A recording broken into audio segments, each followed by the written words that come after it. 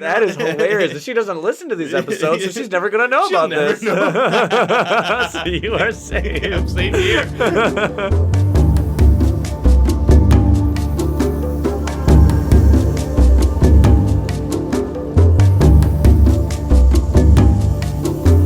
Welcome to the Kindred Spirit Podcast, a program completely dedicated to the board game Spirit Island. On this show, we examine and discuss every aspect of the game, whether they be general tips, in-depth strategies, or silly shenanigans. Today, we're going to do our first legitimate battle report about our very first real-life 6-player game. For real this time, this was one of the best games ever. It was good, It was man. great. It was dope.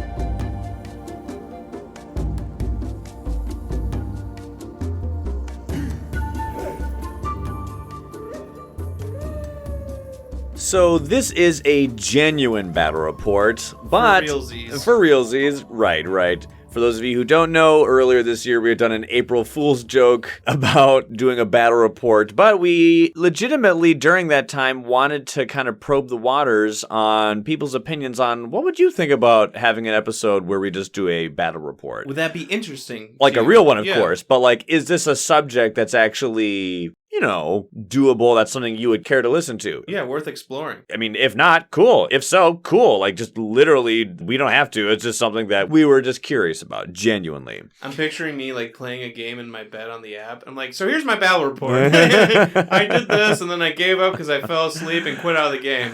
John's battle report. Ryan's like, no one wants to hear that, John. You and Laura are never together when all these bedtime stories. It's just... We have different sleep times. One of us is a night owl. But a lot of people said that they actually were totally down for battle reports. A lot of our patrons, too, said that they would love to hear battle reports. Mm-hmm. So, unless it's really pissing off a certain amount of our fan base that isn't talking in feedback, I think we're good to do these. Here we go, yeah. Remember, if you hated this idea and you didn't say anything, it's all your fault. Let us know. Or don't. Be silent. Anyway, feedback is only ever useful when it is vocalized. And I didn't see anyone that was like, no, it sucks, don't do it. No. A lot of people said, oh yeah, I'd love that. We only saw positive thoughts for it, yep. So here we go. Our very first legitimate battle report. And it's going to be the first of many, probably, because we're never going to do an April Fool's joke like that again. No. So don't worry, battle reports from here on out will be legitimate, obviously. But this is a special one to start off our battle reports. This is, like we mentioned, this was a momentous, legendary day because it was the first time that we had ever done a 6-player game in real life. Sure, you can go on and do a digital game, or you can go on TTS easily, or do a 6-handed solo very easily, or, you can do 3 people play 2 spirits. Sure. That's been done. I think we've even done that. I've even done a play-by-forum or something. Right, play-by-play kind of thing, or 2 people each take 3. But no, a 6-player game where there's 6 spirits and 6 human players. We had around never the table. done that before. So it was really cool. Many times in life, we have gotten close to that. I've done 5-player games. I've done 4-player games. A lot of 4-player games. A lot of 4-player games. Yeah. I didn't really think about this question until just now. As far as the most amount of games I've done, probably be 2 and 3. Yeah. And then just ever so slightly below that 4. A lot of my games are with you or you plus Laura. Right. So I'm also in the 2 to 3. Sure. Yeah. Or one of us is 2-handing and one of us is soloing a new character or maybe an aspect we've never done before. A lot of 4s, though. That's what I'm saying. Yes, more so 2s and 3s, but a lot of 4s. Yeah. Some 5s. Yeah. Some 5s I can probably count on one hand how many times in real life 5s I've done, but never a 6. No. Never a 6. So this was really fun. It was really cool. We wanted to find an excuse to use the thematic board, the new neoprene mat. Yeah, not the old one. Not the old one. So we did this 6-player game at your house. Yeah. It was great. It was a fun. great brunch and bash. Mm-hmm. Battle brunch against the invaders. But we kind of wanted an excuse to actually use this neoprene mat because I'm not sure when else we're going to be able to. And just in general, I don't play on thematic a whole lot. Yeah. Laura doesn't really seem to like it because it's difficult for her to see the land It's a bit more types. swingy. Yeah, much more swingy. And she was, of our group, she has the loudest voice vocalized against thematic than any of us, I think. With the old neoprene matte printing style. Right. Or just the back of the board. Or just the back of the board. Back of the board. Correct. That's usually what it is. Yeah. If I'm not mistaken, most of your interactions with the thematic board are on digital. Which you can change to make it look like the so arcade that it appears, side. Yeah. right, to look like the balance side. Which I think... Honestly, there would be a lot of consumers. This is just a complete guess for me. I don't know this. I have no evidence or information to back this up. But I'm guessing that a lot of people out there, a lot of players who play Spirit Island would totally love / be perfectly fine with the idea of... If they did a second edition on the back, the thematic side stayed the same, but just printed in balance side style. I would be fully on board. I'm guessing a lot of individuals. Or I would play the thematic side more. You know what would be cool? People can mix and match them at that time. Oh, yeah, that'd be true. I'm going to do B board, you're going to do A board, but yours is going to be flipped, mine isn't. Yeah, I'll be West while you're A board or something. That'd be weird. Yeah, that's crazy. Just a thought I had, but I'm guessing a ton of people would love that. Yeah. But, I still think it's cool to have the realistic side. It looks literally the like artwork, a live island, yeah. So anyway, oh man, the new neoprene mat. Jeez. This one is so much easier to read for a variety of reasons. First off, it is much bigger. Yeah. Oh my word, could you imagine trying to fit all the things that we had? We had so many tokens, so many invader pieces, presents. Even on the it larger got one. cramped. Yeah, it got cramped. It got cramped. And yet, if we did on the original one, there's no way. No way. Yeah. Oh my word. So the new one was larger. Like the first one may have been like, Times New Roman 8 font. Okay. This one was Impact 20 font. It seriously was. Just so much easier to Which really helped. But then they simplified it so much by they mark each land with a W, an S, a M or a J in the land number. So before in the balance board where it'd be like, land number 1 or 2 or 3 or 4, and it shows the little setup symbol. Yes. Here it shows the land number, the setup symbol, multiple, where applicable, and a letter showing what kind of land it is if you still have yet trouble with it. But they have each land outlined with a color, the border, blue for wetlands, green for jungles. That's what I liked. That helped gray me. for mountains and brown for sands, which is so nice. Yep. Furthermore, a lot of just the busy, fun designs on the board have been removed. So on the thematic boards, one of the things I actually really like is they show the starting positions of many characters. I like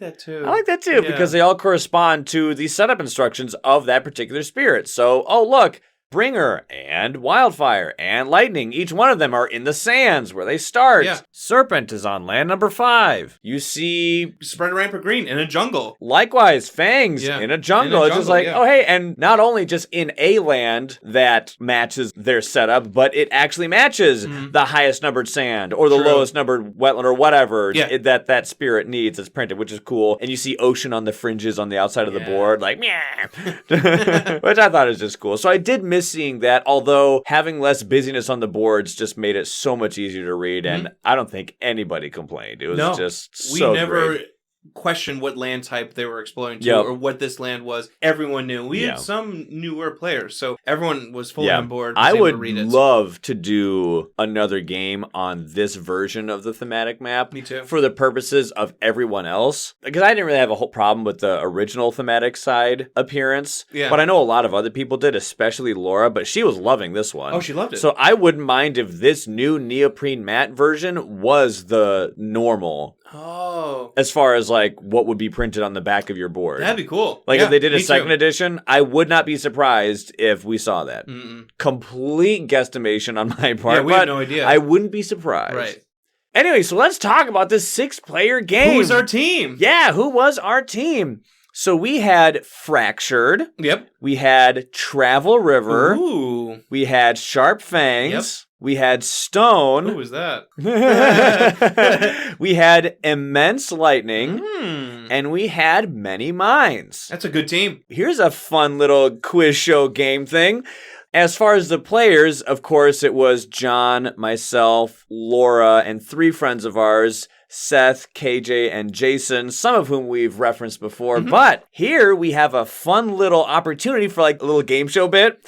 So once again, the spirits were Fractured, Travel River, Sharp Fangs, Stone, immense lightning, and many mines. Who did John, Laura, and I play? Ooh! Once again, there were 6 players, and you don't know our other 3 friends, but you know John, Laura, and I. Fractured, Travel River, Fangs, Stone, Immense Lightning, and Many Mines. Who played who?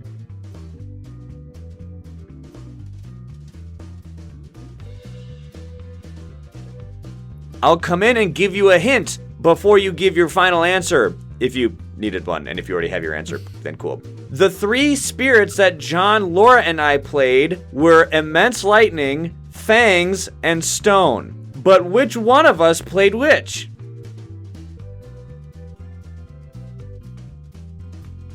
So I played Miss. No, So anyway, I didn't play any of those. John played Finder. No, Finder. Who did you play, John? I played as Sharp Fangs. Oh, you played as Sharp Fangs. I know. I've seen you played so well over the years. I played Immense Lightning. Oh. Yeah, and who are we kidding? Love Okay, Stone. Stick to what you know, right? I mean, she crushed a stone. So, I mean, she was knitting the whole time. Or no, not knitting, cross-stitching. She was cross-stitching. Mm-hmm. I remember one time she's like, oh, I stabbed myself again. I'm like, Laura, what? Oh, cross-stitching. Oh. Are you even playing? She's like, I already have my plan figured out. Yeah, let them break themselves against a stone, okay? So, Fractured was on northeast, Travel River was on east, and you, as Fangs, were southeast. Yep. In the west bracket, Laura as Stone was northwest, Mm-hmm. me as Immense Lightning was on west, and Jason as Many Minds was southwest.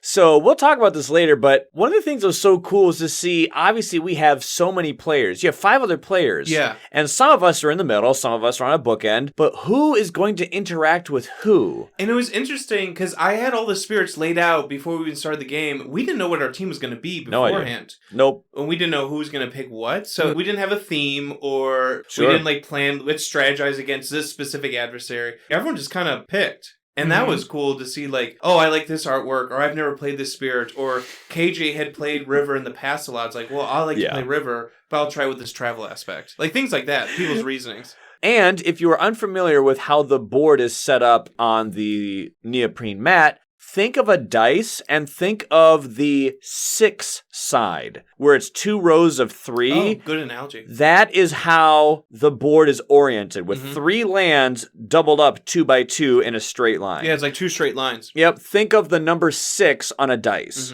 That is basically how it is oriented. So 2 players are in the smack dab middle with 2 friends on either side, technically 3 friends. You get the idea. Yeah. And then 4 players are on corners. the bookend. Yeah. The corners, right. And it was interesting to see these interactions, and we'll get into that later. So the thing that's notable about West versus East board, as opposed to North and South, but just normal East and normal West, is that is where the valley is. There's 2 big mountain ranges on the thematic board, and Because we were talking, if someone picked Volcano, you can go in 2 spots. Yep, you can go north or south. Yeah, and technically you can go all the way south, but there's 2 massive mountain ranges. And each of these mountain ranges bisect the north from the center and the south from the center. Yep. So there's this really big river jungle basin with sands at the end in this valley. Which is so cool thematically, just to think about. love- this valley of jungle and wetland, the river coming from the mountain. Yep. If anyone plays World of Warships, it's exactly like the map Twin Brothers. There literally may be one person out there who gets that reference, and it's probably me listening back. Right, you get this reference. Yeah, I got it. But that map is like exactly what this one looks like, or at least for me. When I played that game, I was like, oh my word, this is like the thematic board. That is like such a niche. When it's like talking about niche things, that might be like the nichest of niche. The most niche. How many crossover comments can we make about World of Warships and Spirit Island thematic side? What? And we just made it. We did it. That's the one and only.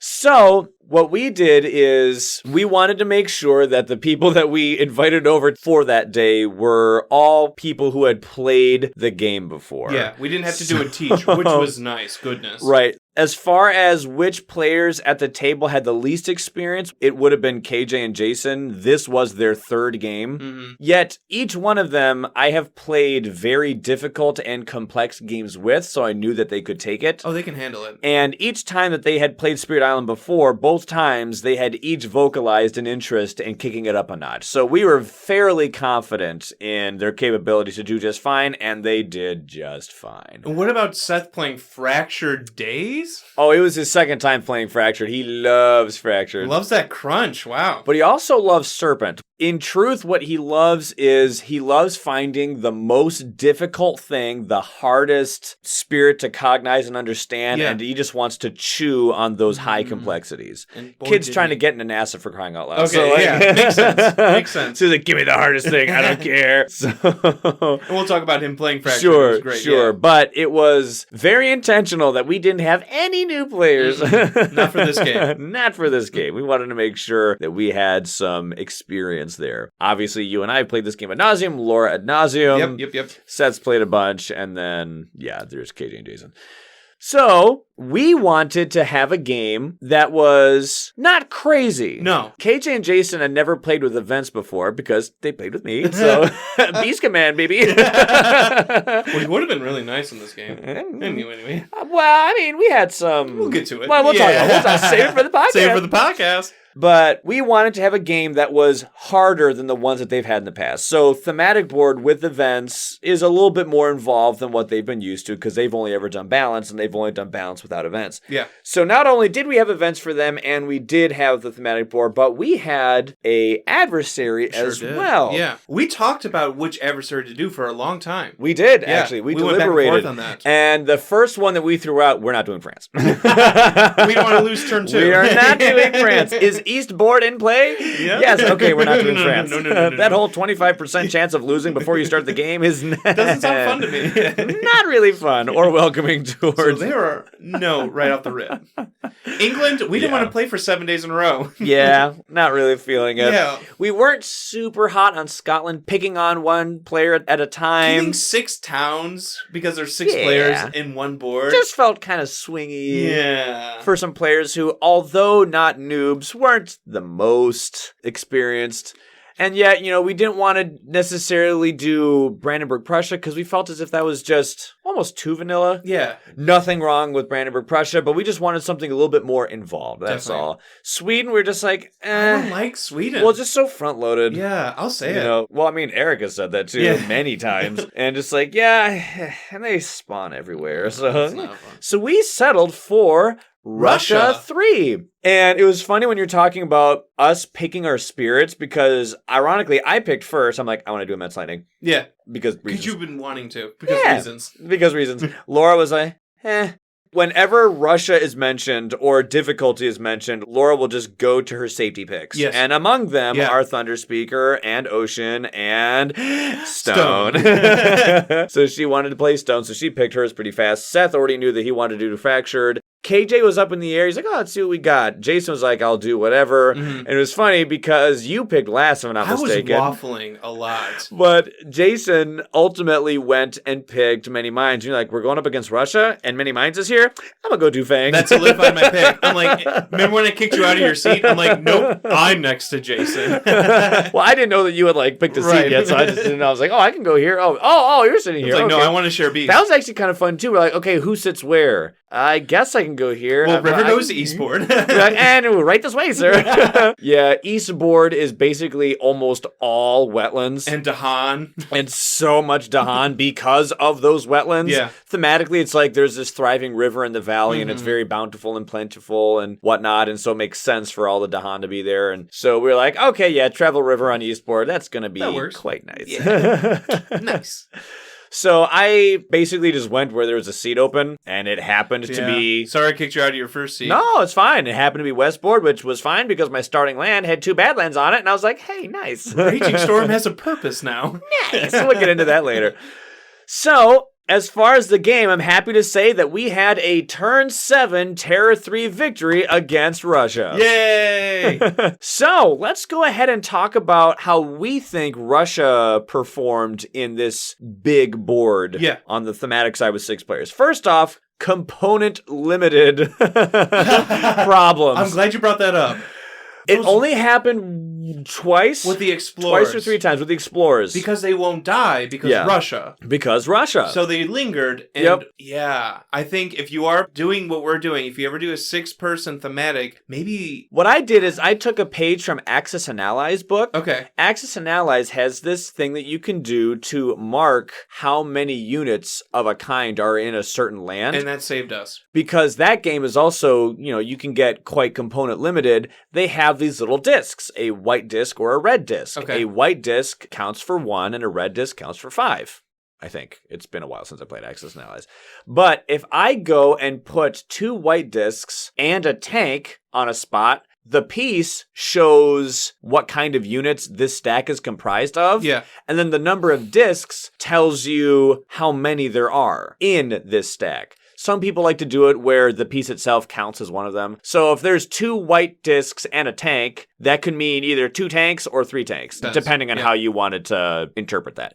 And if you had a red disc and 2 white discs, that'd be, 5 plus 1. That's 7. So what I did is we took the energy tokens and we took 1s and 3s and we put explorers on top of those, just like Axis and Allies. Like there's 3 explorers here type of thing. Yep. And I have some dice because I like dice also work too. Because I like to use those as like defense. But if I have 4, I had 4 explorers, I would put the 4 side up with the explorer on top. So it'd be like, there's 4 explorers there. Yeah, we were doing that too. Hugely helpful. That was your idea, hugely helpful, Ryan. Yeah, but we just ran out of That was the only token. Or thankfully, if push came to shove, I could have just gone home and gotten stuff because I live just like 2 miles away. So I'm like, I can just buzz home and grab it really quick. But I'm like, But we were in the heat of the moment. Yeah. The game was I don't want to leave. Yeah, you don't want to leave. I don't want to leave.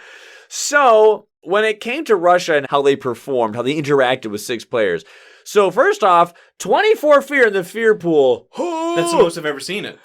24 fear for a single remember card. When we started the game, I just cast a glance to look at the banker board. That's just what I call any of those kind of boards. Yeah. A lot of board games have the banker board where resources are kept, cards are kept, a discard pile perhaps. In this game, the banker board shows, where you put the events, the invader deck, the fear cards, the blight cards. Yeah. That's where they are placed. That's just where I like to call it the banker board. So I cast a glance at the banker board and I just laughed. I was like, it was huge. So much fear. Look at that pile of fear tokens. We have to get all of that for 1 card. Right. And for Russia 3, wow, in order to get a fear victory, we need 264 fear. What? Divided by 6, that's too many. Yikes.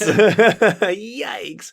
So I remember we were just laughing like, oh my goodness, that's just ridiculous. Buckle up, folks. We could be here a while. Yet, Russia level 1's perk actually helped out a bunch. Their perk, Hunters Seek Shell and Hide. Yes, it was a double-edged sword, but as far as the good thing, oh my goodness. That fear. They actually helped out a lot. Yeah. Russia has this fun thing where their explorers have a knack of not dying, but at least, even though they don't die, they generate a fear for you when you, quote-unquote, would have killed them. Right. 1 always remains and they get pushed. But that push is a fear. So, when you have 264 fear that you need to chew through, having Russia help you with that fear is actually kind of nice. Yeah, it was. So, we also had some ridiculously lucky event cards that day. The luckiest I think we've ever had. Oh, my word.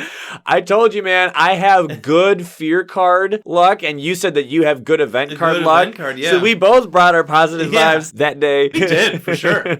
So...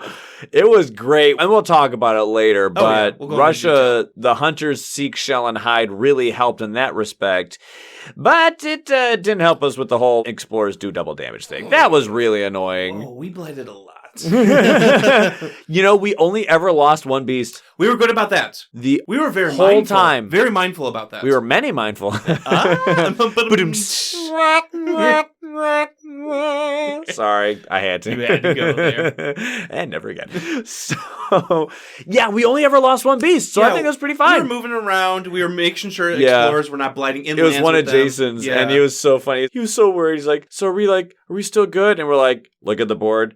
So yeah, we got like 20-something beasts. We're nowhere near it. We're fine. Still good. We fine. Don't worry about the okay, cool. Now, yeah. But we did lose 1. Honestly, Russia's most annoying perk was their level 3 perk. I hate that Competition among hunters. As where... a control player, or a player that likes control, I hate this one. Yep, which says that if Russia has at least 3 or more explorers in a land, they will attack there. Ah, great. They can't die. We're trying to push them out of ravaging land, so we're grouping them up. Oh, wait, when they grouped up, they ravage. And, you can group them up into one spot for, the whole, I don't want bad guys to be everywhere. Usually you can control bad guys into one spot so that you don't have a whole lot of explorers everywhere. It's like the Finder philosophy. Just clump everyone up into one land. Right. But the problem is that now they'll attack you if you do that.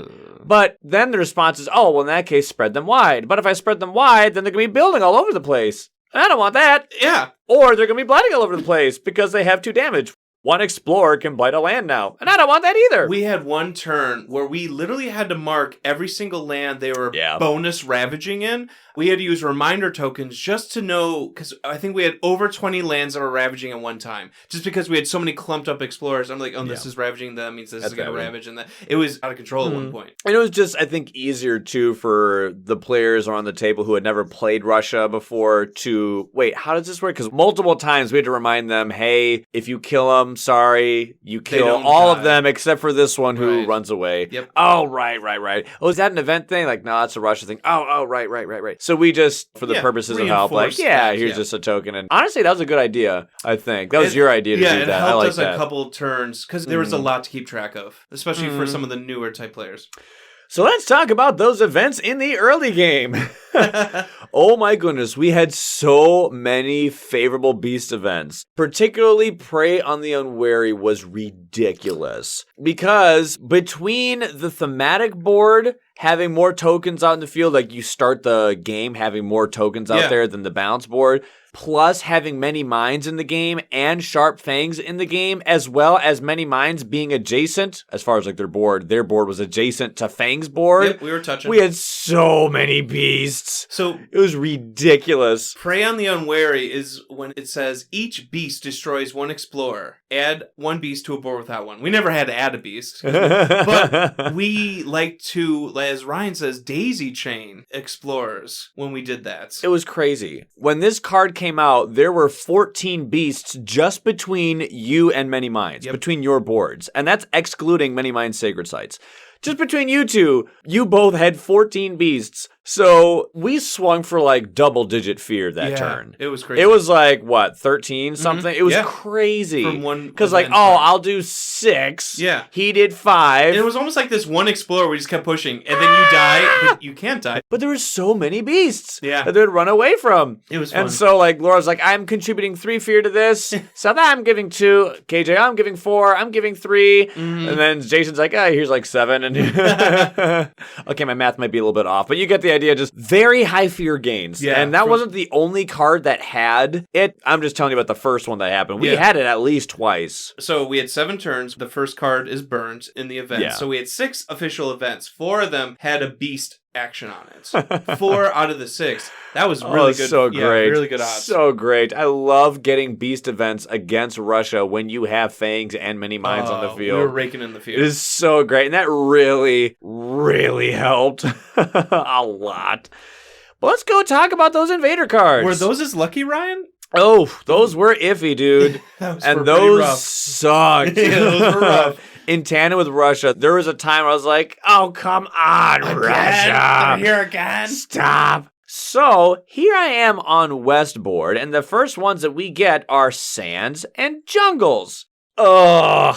So West board, first off, is a board that has 10 lands on it, not 8, and I'm Immense Lightning. So I don't really have a whole lot of reach or coverage in the early game. No. I am better structured and calibrated for a gameplay style that is more along the lines of heavy hits, but just not as many of them. Yeah. And we get sands. And West board has 4 sands. And then we get jungles. I have 3 jungles. Nice. Like, crap!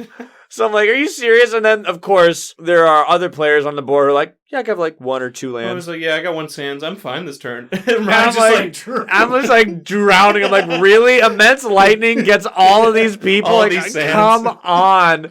And then the next one we got was Wetland, which is nice in theory because West has just 1 wetland. And on East board, that means 5 lands. 5 lands are exploring. Nice. So that's when Travel River's like, oh no. Oh no. Oh no. So I'm like, yay, I have a breather, a nice vacation. And I had just cleared off my jungles. The jungles had just gone through. They were done. Yep. So I think I blighted one of them. But, you know, I will say the blight pool was huge. It was nice, yeah. So it was nice when some players were like really being ace on keeping blight off. And you're like, you know what? I don't feel so bad. But a lot of us were blighting in the beginning because Russia just goes quick like that. Looks over at the blight card.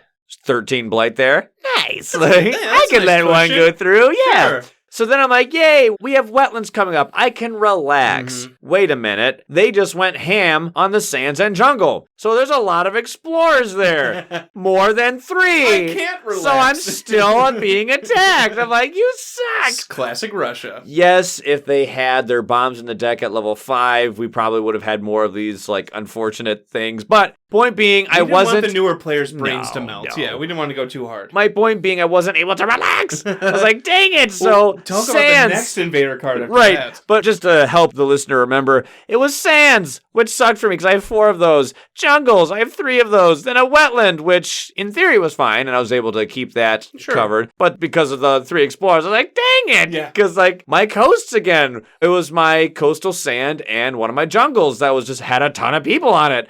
Like, oh, this sucks. All right, we have a stage 2 card coming up. Coastal lands. Like, dang it! So my sands and jungles, Then the next one was the jungle wetland card. Wait, jungle wetland? That's right. What John just said to me, ironically, was what in game I said to John. So, as you could tell, we had Sands, which is a stage 1 card, Jungle, which is a stage 1 card, then the Wetland, which is a stage 1 card, then the Coastal Land, which is stage 2, and then Jungle Wetland, that's stage 3. I looked at John, I said, why is there a stage 3 card? And he went, oh, oops, we're actually doing Russia 4. I'm so used to building an invader deck, and I'm used to like finding it in whichever level it is, because every adversary has like some type of, you know, change to the invader deck, the order. So I just found them like, okay, this is what their order is. So we actually had a Russia 4 game. Let me go rewind time. Back to the beginning. We had a turn 7 Terror 3 victory against Russia 4. I kind of wanted to like surprise the listener as we had a surprise. All right, let's go time travel back to the beginning. Anyway, so it was hilarious. I'm like, John, why is there a stage 3 card? He's like, oops. We're playing level 4 now. We're level 4. Which is, so that's difficulty 7 plus thematic. It was a difficulty 8 game for newer players. That's not bad. Yeah, that's good. But the point being, they went to Jungle Wetland. My jungles again. I'm like, will you stop? It was just like constant. I had no breaks, which, I mean, Spirit Island is not a game that is known for its vacations, but still, like when you're on thematic board and you see that you have 1 wetland and 2 mountains, you're like, oh, I really hope that we get mountains or wetlands. Yeah. And all I kept getting was coastal lands, sands, which are my coasts, by the way, and jungles. I'm like, stop. And like, as immense, I was like, you gotta just, please. You gotta be kidding me. Stop it. So after the game, it was funny because we looked at the cards that were discarded. And as you can probably already guess, it was mountains, mountains, mountain and jungle. This happens with surprising regularity. This happens way more often than it arguably statistically should. Yeah. I mean, yes, of course, it sticks out in our minds when this happens. But when you set up the invader deck, you discard 1 card from stage 1, stage 2, and stage 3. Right. And yet for us, for some reason, the card we discard is almost always matching. It was just so crazy. Like 2 games ago, the card that we got rid of was jungle, jungle, jungle, sand. Right. This one was mountain, mountain, mountain, jungle. Yep. Ironically, we had such a great time with this game that Seth, Jason, and I had another game later in the day. And in that game, the invader cards that we burned were sands, sands, sands, mountains. We're like, this has got to stop. And it's completely random. Yeah. I assure you, I don't even look at them. I do the go fish thing where you look up at the ceiling and you like swirl them around in circles on the table without looking at them, set one aside. And okay, well, there's one for stage 1, there's one for stage 2, there's one for stage 3. And that's how I just pick them. And then when the game is over, I look at what they were. The next one, and yet, point being, both in this game and that second game, it was the same freaking land. And I'm like, are you kidding me? Because I only have 2 mountains on West board. And of course, you never got a breather. This is what you sign up for with thematic board. This is the swinginess that you can expect. Yes, thematic board is famous for the fact that someone can get a vacation. But if this happens and your vacation land, I'm using the term vacation land as in the lands that you have very low amounts of. So I had 2 mountains and 1 wetland on Westboard. Those are my vacation lands, meaning if those invader cards come up, I'm on vacation because I only have to worry about 1 land. But they mostly went to jungle and sand. So while other people were on vacation, and we're like, I'm doing great over here, Ryan's just like, and I'm not a character that can go wide. No. So that's why I played it a few times. So it was just funny. For me, anyway. Those invader cards were screwing me over you were hard. not having the most luck with that. But you had a few jungles, too, on Southeast. Yeah, I'll have to get into, like, exactly how it played, but I felt the pressure pretty quickly as well. Just, like, with jungles being attacked. Yeah, I mean, you had 2 wetlands and 3 jungles. And Fangs is a lot about, like, destroying explorers, especially. Right. But when I can't kill them, it's like, oh, like, this is getting a little bit tougher now for Fangs. Thankfully, there are a lot of jungles, and Fangs can thrive there. Oh, my targeting powers, where my presence needs to be in jungle, I never had to worry about that. So my board was good for that, but when they started going to jungles, I'm like, ooh, and I can't kill explorers, so it's more difficult to kill them. I started sweating too. So. Yeah. So let's talk about each of the spirits. So KJ as Travel River being on East board. LOL, yes, that was on purpose. Put Travel River where there's 5 wetlands and 9 Dahan. So many Dahan.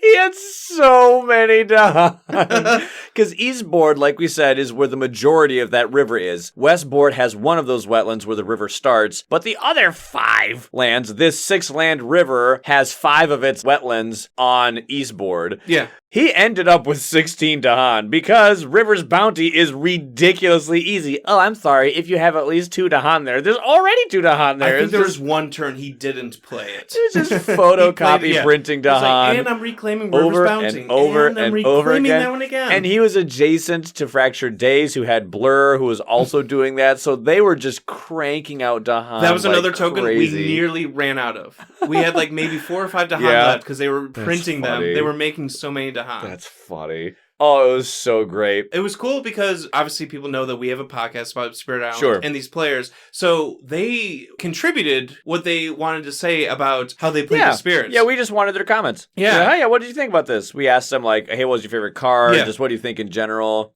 So this is what KJ said about playing on Travel River.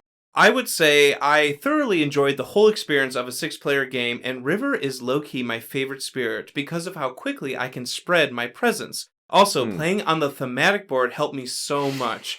I basically stayed near Dahan in the wetlands or in the jungles. And there were a lot of them. Yeah, so he stayed on his board. Where he was a happy camper. Yeah, trust me. Fine the entire game. Putting those Dahan and Dahan Defense from Travel River to good use. That was one thing I noticed. We were both, Ryan and I, collecting our thoughts about how everyone played their spirits. Yeah. I've never seen that Defend 1 from Travel aspect be used to such a great effect as KJ used it. It was really good because when explorers who are by themselves would ravage and they would do 2 damage, if left alone, that kills a Dahan and that also blights the land. Exactly. Here, though, that is literally just enough to nope that. No blights and no losing Dahan. KJ it was great. Was so good at setting up those sacred sites that would make it Defend 1 because he was Rivers Bounting or travel shenanigans, whatever, making 4 Dahan. And you're so right. He was doing just enough defense to stop a blights and to either kill an explorer, quotations, by like fear push. Yeah. I'm like, wow. wow, I've never seen that part of travel. Usually it's the moving out to Sure. Han, which is really cool. But the defend one, I'm like, oh, that's actually clutch. That's actually clutch. Because it showed its salience against Russia, but it also showed something that I like to tell newer players, which is when you defend, and yes, we said this before, but when you defend, you don't need to have your defense value match perfectly, equally the incoming damage value. 3 damage is coming in, you don't need 3 defense. I mean, hey, it's fine. You only need 2 defense. Yeah. Unless there's other factors in play. Because you can let 1 go through. You only care if 2 go through. 2 kills to Han,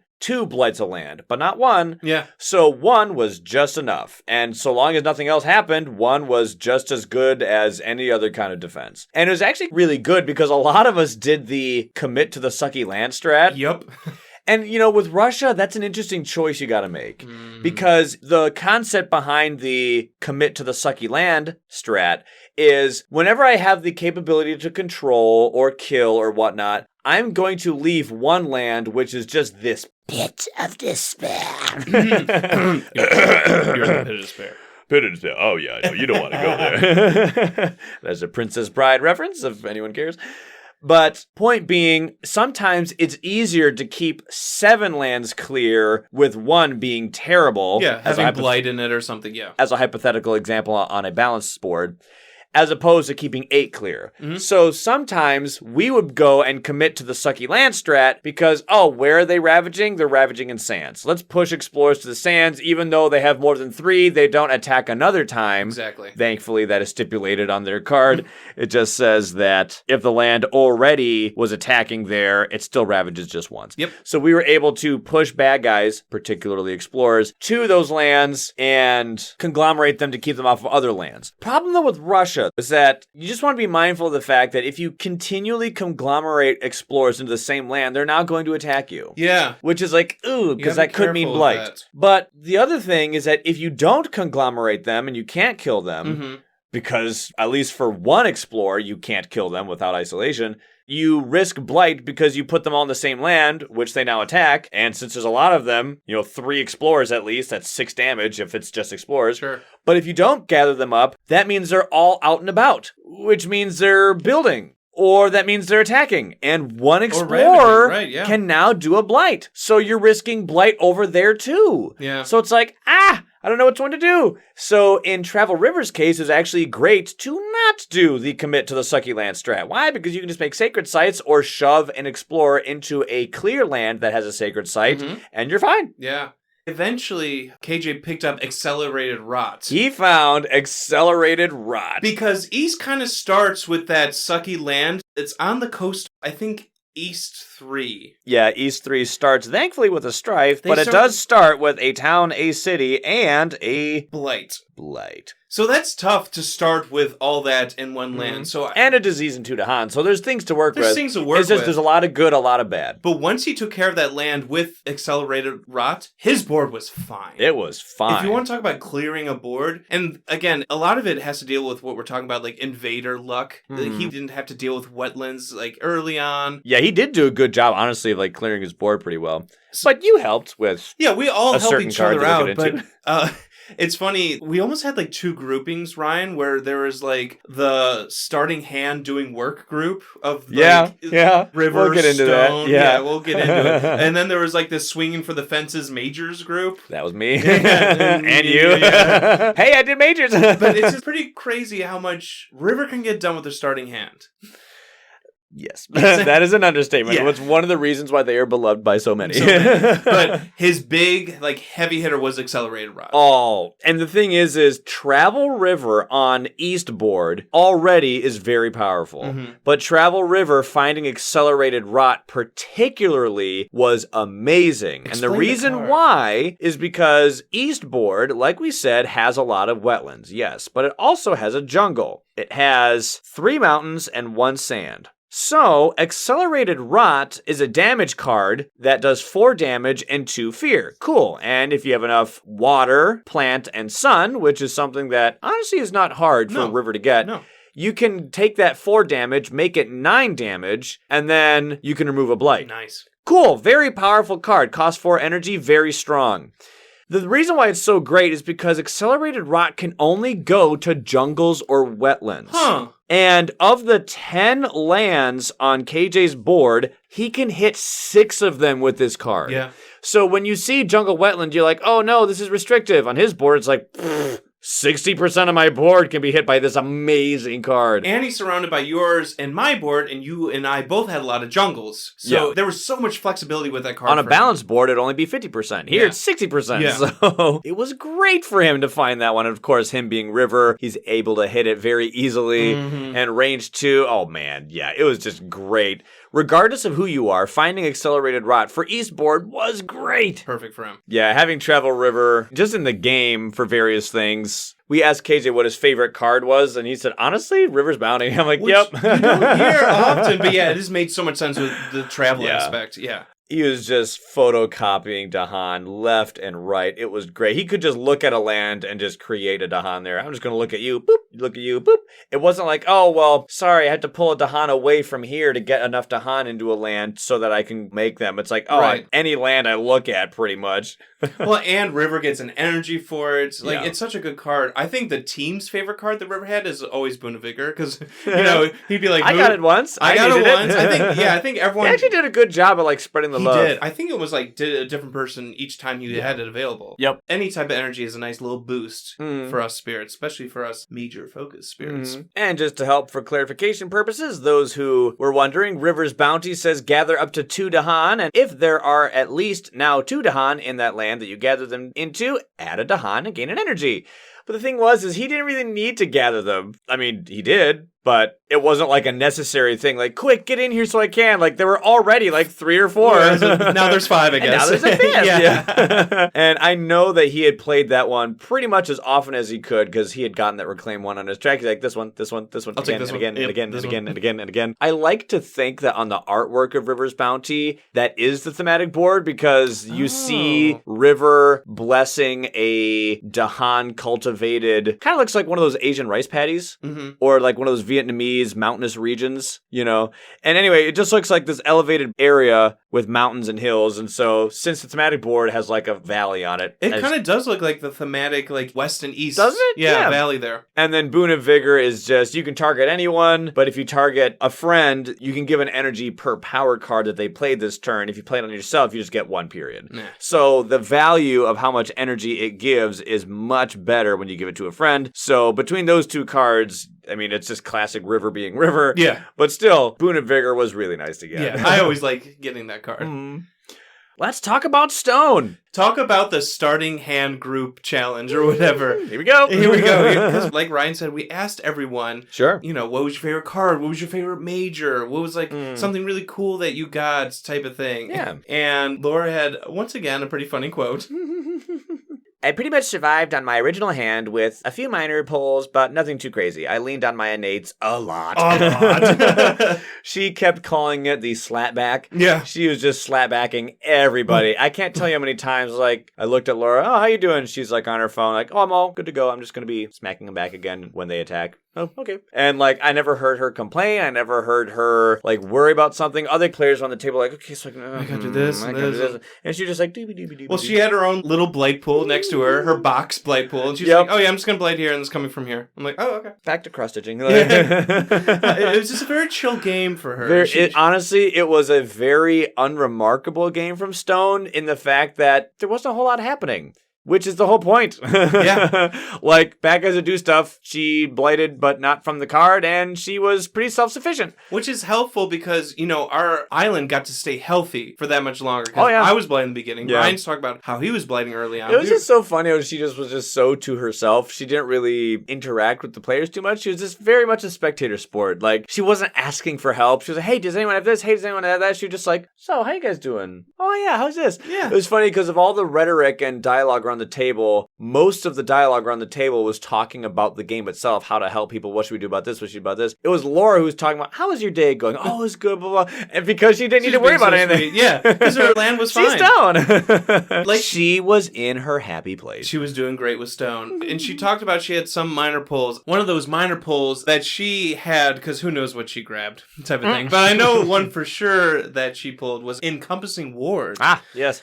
just as like an aside, I really like those target spirit powers, especially in bigger games, because then you feel that connection. Yeah. Because I think we were on literally opposite ends of the board. And by target spirit, you mean specifically ones that say another spirit? Yes, those. Because it forces you to communicate and talk? It forces you to communicate and talk, and especially on a 6-player game when there's so much going on. Oh, yeah. And you can't interact with every single thing. It's like, hey, did you do this? Hey, I did that turn ago. Oh, okay, cool. Yeah, it definitely is a different dynamic when you're doing like a 2-player game. You're like, hey, do you need this? Nah, I'm good. Yeah. Versus, you look up, there's 4 faces. Hey, does anyone need this? Mine. Who am I kidding? I'm lightning in this game for crying out loud. I'm lightning spoon.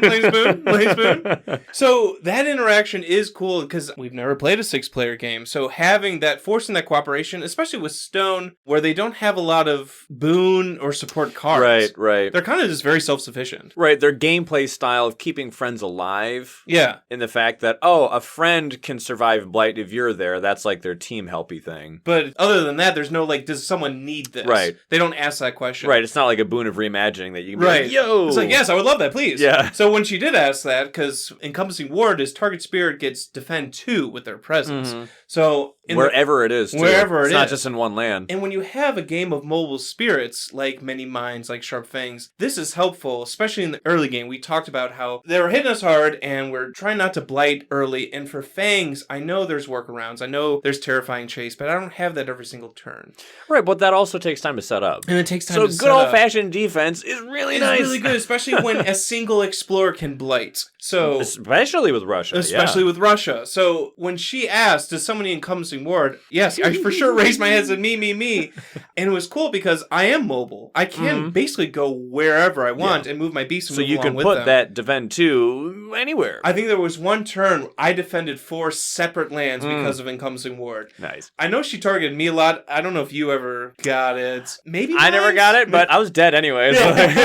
And you're not as mobile as like Lightning is like, I'm in the sands. And I'm I had like 2 presents. I'm like, I'm good. I'm getting a third this turn. I can't move. But for me, I'm like, the mountains. Well, they didn't go to mountains. Wetlands, jungles. I can go there. I can get there. Yeah. So that was really cool. Where this collaboration across the island. Right. I mean, you two could not have been further apart. You were on southeast, and she was on northwest. There was no way I was getting to her. No. And there was no way she's coming to me. You're Fangs. You're not Finder. Yeah. I can't just. You're teleport. mobile, but you're not that mobile.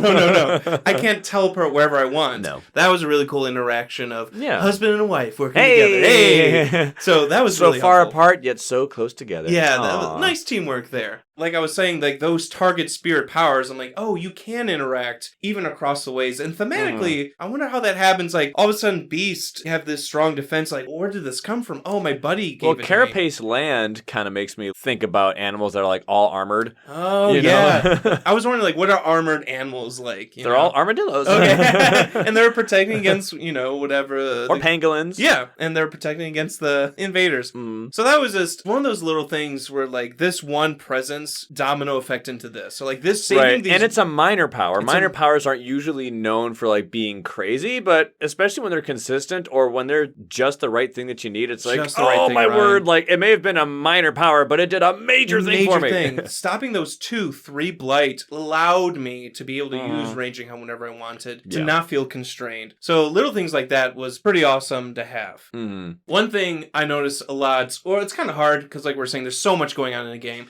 but I did notice Seth and Laura interacting.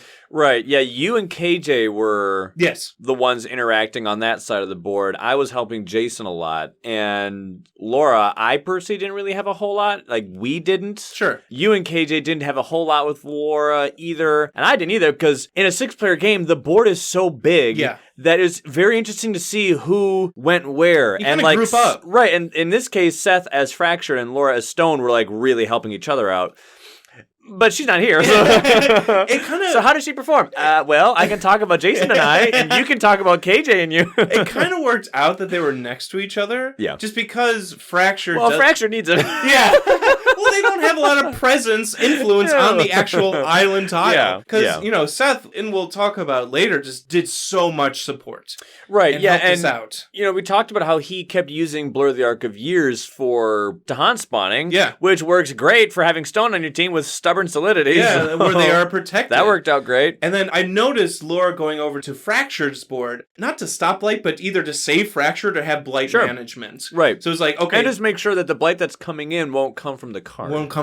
Yeah. So, like we said, she can't be ever at once, but she's like, Fractured doesn't have a whole lot of influence on the island. Seth was using Absolute Stasis as much as he could. Oh, but he loves that card. But that's one land. He loves that card. But you can only stop one land, and there's builds, and there's extra lands, and there's Ravages and Explorers. So, Laura... I did notice that, like, going over there, and again, they would be able to speak to more, but it was cool to see her, like, oh, buddy, you're kind of slow to growth, you don't have a lot of influence, I'll grow to you. And it really was interesting to comment on 6-player games, to see socially how everyone behaves. Yeah. And how the Invader deck and the cards that come out in the Invader deck influenced who we all kind of buddied up with. That is cool. Because it was like Sands and Jungles a lot, and Jason and I had a lot of those. Yeah. So we were talking because we have a lot on our border that match those lands. But perhaps if different Invader cards came out and different lands were focused, I may have needed to run to a different corner of my board. Right. And maybe interact with Fractured more. Or travel river more if we had more wetlands or something. It's interesting to see the small things that may have a ripple on the game because there are 6 players. How they affect the game. Yeah, that you may not have even considered before. They were going to specific lands on Seth's board, so Laura had to go to Seth instead of maybe to you type of thing. But for me, I needed to go towards Jason. And it is cool to see because that's where the Invader cards came out as. I was talking to Laura after the game, because it kind of made me wonder, like, we asked for her quote, what her thoughts of the game were. Yeah, we asked everyone what they thought. We asked everyone. We kind of just got to talking, and it was just like, why do you like cooperative games? Because she had a blast. She loved the game. Well, this is like the ultimate co-op experience. And she loves cooperative games. As far as like this game, like Ultimate is being like big, grand, massive. It's a 6-player game. That's the max player count. Working in cohesion. And she said it's a lot like theater. LOL, I say max player count, and there's people who do 24. Like 24. One person handling 24. This is the legal player count limit. We know on the Discord people get to crazy numbers and stuff. 6-player Starlight games. Or Serpent games or something. You may mock, but I do want to see what multiple Starlight games are like. Dude, that'd be fun. That would be fun. But yeah, hearing her talk about how much joy she had from it. Yeah. And she said it kind of reminds her a lot of theater. Because, a lot of us have background in theater. And we studied theater in college, Laura and I. And we met actually doing theater. I mean, you guys are directors for crying out loud. And that's what she said is like, I think that's why she gets the joke of quarterbacking. We give her a hard time on that. But well, we've all had that one experience with a music director here or a coordinator there, or, whatnot. But in theater, like, she wants to work together for a goal. Yeah. And as a director, she's working with the choreographer. She's working with the actors. And we're trying to put up a show together. So she loves theater. And I think that's why it bleeds into her gaming style, too. So when we're playing The Crew or Forbidden Island, Ryan just got us Forbidden Desert. Oh, we love it. Thanks, dude. Great birthday gift. The best one. Oh, it's so good. We've been loving it. Hooray. We brought on vacation. Oh, really? Yeah. Nice. Anyway. Spirit Island. Spirit Island. But yeah, she loves these games and just working together. She doesn't like the mind as much because you can't talk during that. That's a one where you have to put the next card in the next sequence. Like, I have 10. Well, that's where the tension is. Yeah, and that's where the tension is. Are you going to do it? Are you going to do it? Are you sure? No. Okay, go. I didn't know it was going to be that bad. Dude, and that's where the fun is. Yeah. But she likes that talking. I think there was an early exchange. Where am I going to play Shattered Homesteads? And that's when she got to, like, talking to you. Like, we guys didn't interact with a power.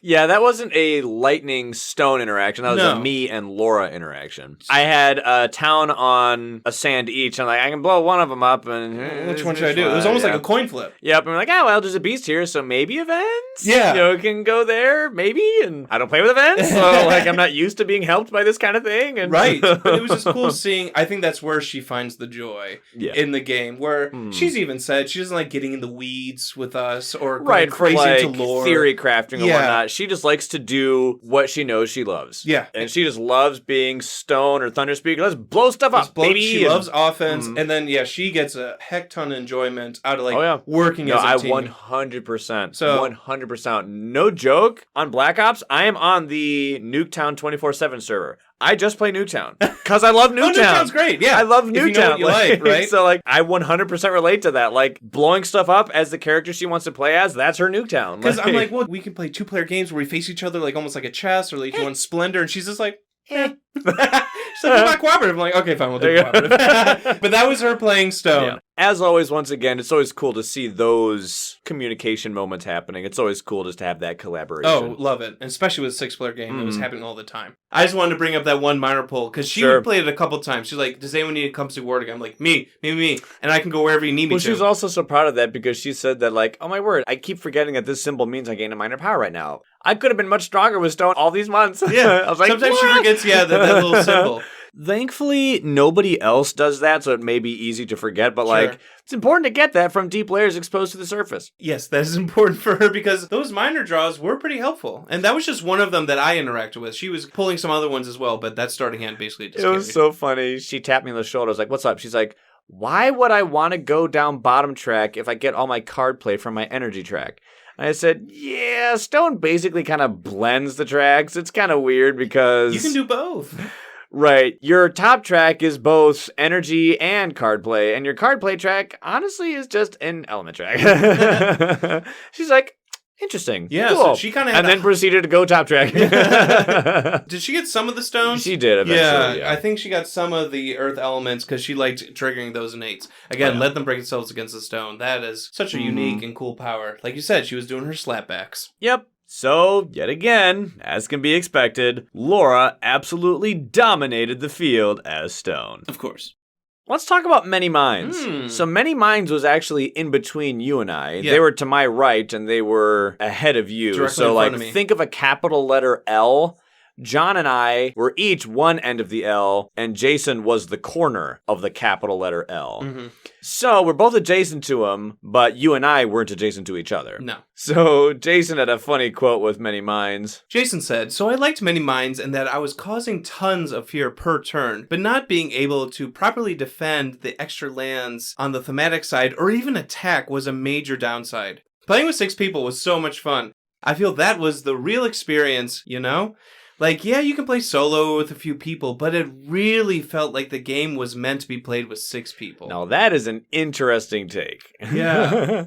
Of course, this is his 3rd game ever, so this one probably feels the biggest, the grandest, the most large. So something about that maybe felt more official to him. So but do you I'm think like, that's affecting? Could be. Yeah. I'm postulating, but the thing is I have literally never seen the words, but it really felt like the game was meant to be played with 6 people. Yeah, I've never seen those words put together about this game before. He obviously loved the grand... Nobody plays 6 people. So it was so hilarious. In our other games, it was just so funny. Because in our second game, he didn't play Many Minds. And I asked him, what do you feel about this game? He said, dude, Many Minds was great, but I'm never playing them again. I was like, really? He's like, I can't kill anyone, dude. Like, he was really struggling with that. So, and he's like, you know, it's funny because they're a great spirit. They're a good spirit. I can see their value and whatnot. I can see how other spirits can't get fear nearly as much as they can. Because it's funny because I wanted to kill people, but I couldn't kill people, which made me like feel really bummed. But while I'm bummed, leaning on my hand in like resignation, I'm like, okay, fine, 7 fear. Like, 7 fear. It's like, I'm sorry, what was that? 7 fear, just the fast face? Right, or sometimes it's like 11 fear. Right. And so it was just funny. I'm guessing Jason is simply a player who is discovering that they maybe appreciate offense builds or something like that. I don't know. Because it's his 3rd game. We don't know the kind of play style that he likes. He usually will just play anything. Mm-hmm. He's learning different spirits. I feel like he's played a different spirit every time so far. Yeah. So he's just, experimenting. He said that his favorite card was Dreadful Tide of Scurrying Flesh. Which is the famous card that Many Minds has that lets you skip actions and get fear for it. It simply says, remove up to half, rounding down, of beasts in target land. For every beast that you removed, 2 fear and skip an invader action. It's free, and it has a load of elements that they like. He was doing this left and right. He was skipping builds. He was skipping Ravages, those 3 Explorer Ravages. He's like, and skip, you're not doing that. Nope. He was doing that every other turn. He loved that card. Which is funny because he was so grumpy that he wasn't able to do any offense. And it's ironic because of the other cards that he found. Talk about his minor pulls. He found so many defend cards. He found like all the defend cards. Oh my goodness, almost every single defend card. He found Quicken the Earth Struggles. He found Domesticated Animals Go Berserk, Fire in the Sky, Favor of the Sun and Starlit Dark, Nature's Resilience, Haunted by Primal Memories. We're like, dude, stop hogging the Some of them, cards. he would have 4 of them in one draw. That's what was so terrible. And I remember I got mad because Nature's Resilience has a plant, has an animal. It's perfect for fangs. I'm like, so good. I'm literally like reaching my arm like, how are you holding all 4 of these in your hand? And I'm blighting over here. No, it was so unfortunate because we're like, oh no, they were all in the card draw of 4. Yeah. When you grab a new power card, you grab 4 and pick one. He would find, Quicken Your Struggles, Domesticated Animals, and Nature's Resilience. In one draw. Dang it! And then 5 of us are like, are you kidding me? No, that means 2 of them are guaranteed to not be in our game pretty much. Right. Like, frick, because we wanted some defense cards too. Now, of course, needed some defense. That is just all RNG. Yeah. We get it. It's just how it works sometimes. It was just funny. It almost felt like it was the only thing he could pull. Right. It's like, oh, here comes and more KJ's defense. over there like Dahan McCentral. He's like, can I have some of those, please? I can have them fight back even more. And no, he just found nothing but defense cards. And of course, with his starting hand and innate powers that Many Minds has, he was very adequate for skipping or defending. We'll talk about interactions more, but I love Fangs and Many Minds being run next to each So other. good. I remember you were worried about that at the start. Yeah, I'm like, are we gonna... Maybe not worried. Perhaps concerned / curious. Are we gonna be fighting or sharing? Right. Or it's like, is he gonna take all of mine? But we had this nice dance. And in fact, I actually ended up killing some of his beasts. We'll talk about that later. But it was worth it. But it was a nice dance of like, you're using these for defense. Now I'm gathering them in for a ranging hunt. Right. And then you would use, on some lands where there was overlap, the same beast tokens to do different actions. How crazy is that? It's so and how cool. cool is that? It's so great. Oh, I loved it. I loved being next to each other. Let's talk about Fractured.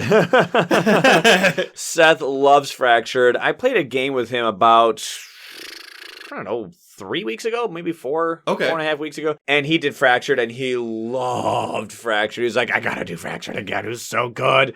So Seth is somebody who just loves that mini game of time management. He loves pulling from one track and then placing it elsewhere here and there and maximizing a track that he likes to go minimum on another track he's not using this turn, to then on the other turn look at what he has, realize that he has enough energy, and so he'll cover up the top track and go card play for like a little bit. Yep. He just loves that. His favorite cards that he vocalized going into today, he said, I want to do more Blur the Arc of Years, and he just loves Absolute Stasis. And if there's a time to use Port Time Sideways or something like that, he's fine with it. But when we asked him, hey, what do you think about this game and whatnot, he said, I was able to find Sweep into the Sea, which was great. Also, I pulled a very useful defense card that generated fear, which was Dark and Tangled Wood.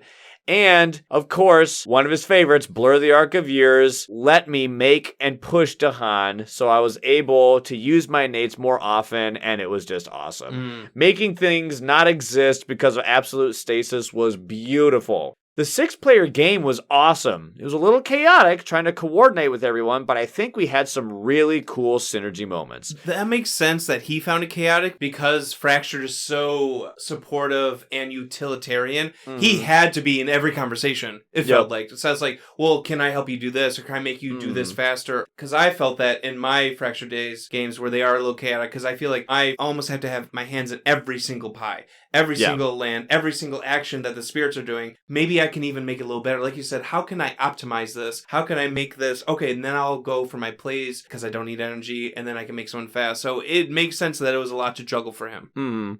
And it was really nice that he had found Dark and Tangled Wood. Just for sake of reminder, that is a 1-costing miner that gives 2 fear. Not bad. But if the target land is mountain or jungle, defend 3. Now, him being on Northeast board, he has 3 jungles and 2 mountains. So that's 5 lands on a 9-land board that gets defend 3. And we got jungles. Quite nice. And we got jungles a few times. So and like it's coastal lands or jungles. More than half of his lands he can hit with that. He used that so a ton. One thing that's really cool about the thematic board that I really appreciate is the fact that you can have these cards around in the decks that have very specific target lands that they need to go in. Yes, some lands are like, oh, don't go where there's Blight, or oh, Dahan need to be there, or oh, Invaders need to be there. But a lot of cards are land specific. Depending on where you are, it feels so fulfilling to find a card that can only go on lands that you have a lot of. Yeah. Feels Also, like you struck gold. Yeah. When Ted talked about you looking for a katana and you actually found a katana. There it is. Sometimes we look at cards and we're like, oh, I want to play Tiger's Hunting because I am playing a Sharp Fangs. I bring that card up for a reason because LOL, later we'll talk about it. But sometimes in this case, I'm looking at my board as an example and I'm like, oh, I have 3 jungles and 4 sands. I would love to find cards that are jungle sands. So usually I look at those cards, I'm like, oh man, these cards are limiting because on a balanced board, that's literally half of my boards. Here, though, that's not the case, so it actually feels more fulfilling when I get them. The swingness swings into your favor. Right, but it also helps guide you into not picking certain cards when you see, oh, hypothetically, in my case, if I'm on West board, I have 2 mountains and 1 wetland. That's 3 lands. If I find a card that is mountain wetland only, it's not worth it. Probably not going to pick it. Yeah. That actually helps streamline what I should pick or what I should not pick.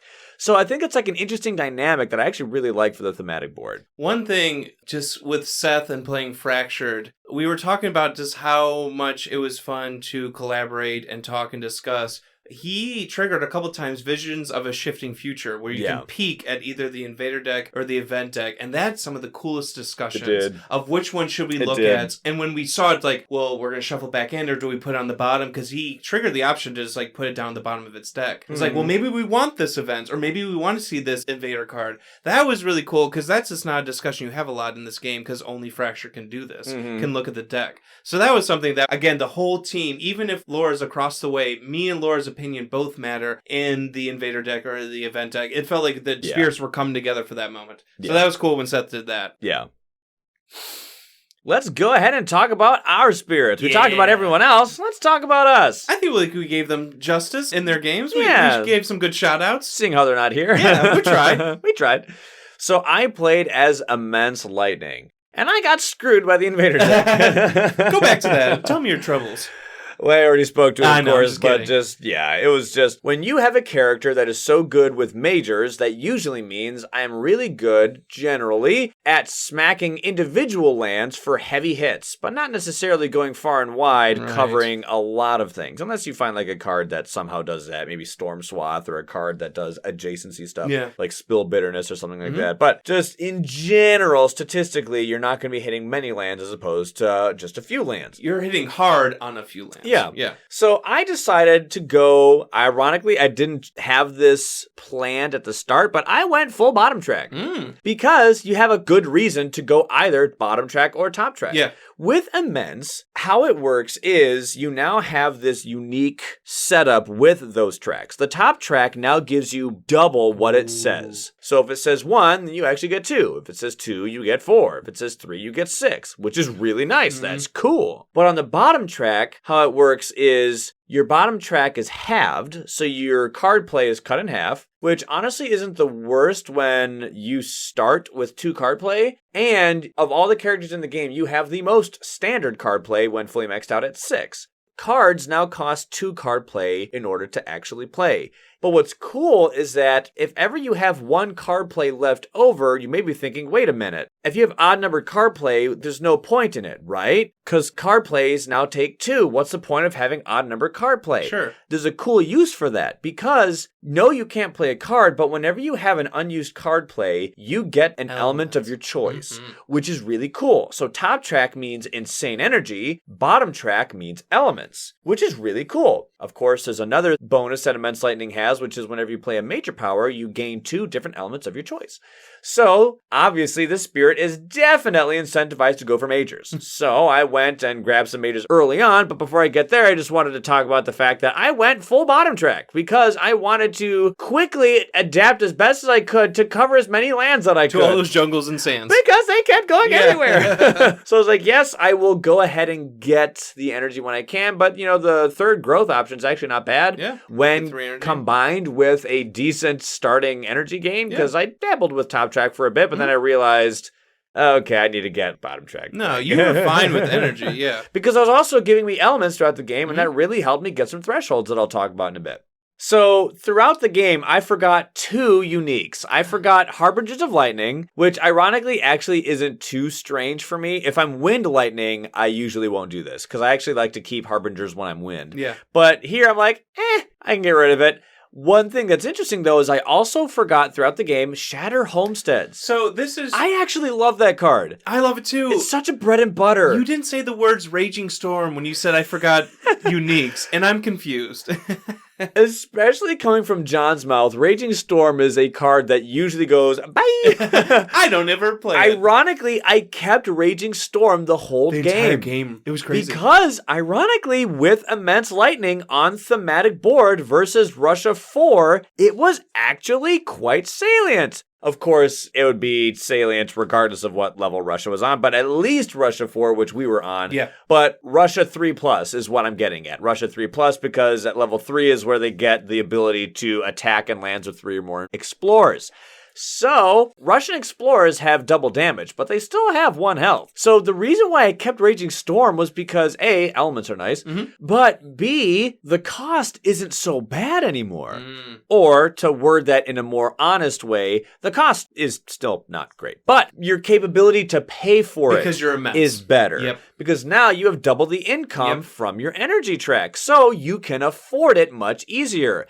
And C, it's because it does 1 damage to each invader, and you can quickly kapow a big group of explorers. Yeah. This is how I handled many of my incoming ravages from lands with 3 explorers in them. You were actually able to kill explorers. If there's 4, you would kill 3. 1 would survive, but 3 off the board is huge. There are times where Jason and I would conglomerate them into 1 land because although 1 of them will survive, the more that we shove into a land, the more we can kill. Yeah. So when I did Raging Storm, I was able to get a lot of bang for buck against Russia. So it was actually kind of nice. Yeah, it was worth it. I started the game in the highest numbered sands, which on Westboard has 2 Badlands in it. By the time the first turn came around, they had a lot of bad guys there. And I was like, ooh, I know what I'm going to do. There were 3 explorers in that land, and there was a town. So when I Raging Stormed that sucker, 1 damage to each invader, there goes 2 of those explorers. 1 took a hike. The town was wounded, but since there were Badlands in there, Town's pop gone. the town. Yeah. Yeah, it was great. I'm like, sweet!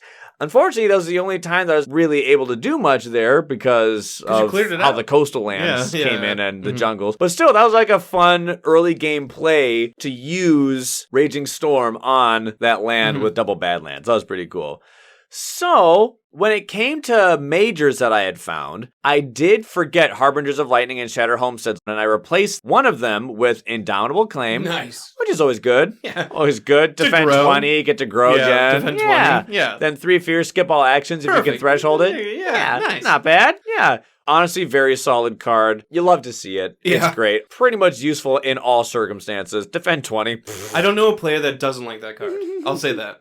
And I did find Sunset's Fire flow across the land, which is a minor, but hey, it's nice because... A newer Jagged Earth card. Yeah, that's the one that's the baby Fire and Flood, where, from range 1 of a Sacred Site, you get 1 fear and 1 damage. Yay! But you may pay 1 energy to deal 1 damage in an adjacent land. Not bad. So you can plink a guy here, plink a guy there. In our case, that's usually shoving an Explorer, which is great to negate some builds. And getting fear for those blinks. And as Immense Lightning, you can afford that pretty well. So that was nice.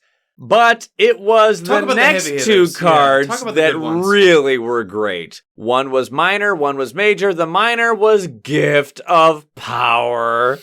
Oh, such a simple card. Yes, such a simple card. An original card. Oh, I love it so much for Lightning. Regardless if you are playing Lightning with an aspect or not, this card is just, in my personal opinion, so good for Lightning. Because of all the fixes to their gameplay that Lightning loves to have, getting more power cards is one of them. I can literally quote it. It just says, gain a minor power. Just gain a minor power. That's all the power is. Target spirit gains a minor power. There it is. And hey, getting that water element, really nice. Yeah. Because it just further helps. Thundering Destruction. Which is always good. Which you still have with Immense Lightning. So finding Gift of Power on Lightning when there's a 6-player game, I'm like, yes, I'm the one who got it. Yes. Yeah, you targeted yourself. Oh, yes. Yes, it was great. But I found Death Falls Gently from Open Blossoms. This, ironically, was my first pull. My first major. I didn't know that. Indomitable Claim was my second. Okay. So I don't think of this card immediately when I think of lightning, because the threshold for Death Falls Gently from Open Blossoms requires you to have air and plant.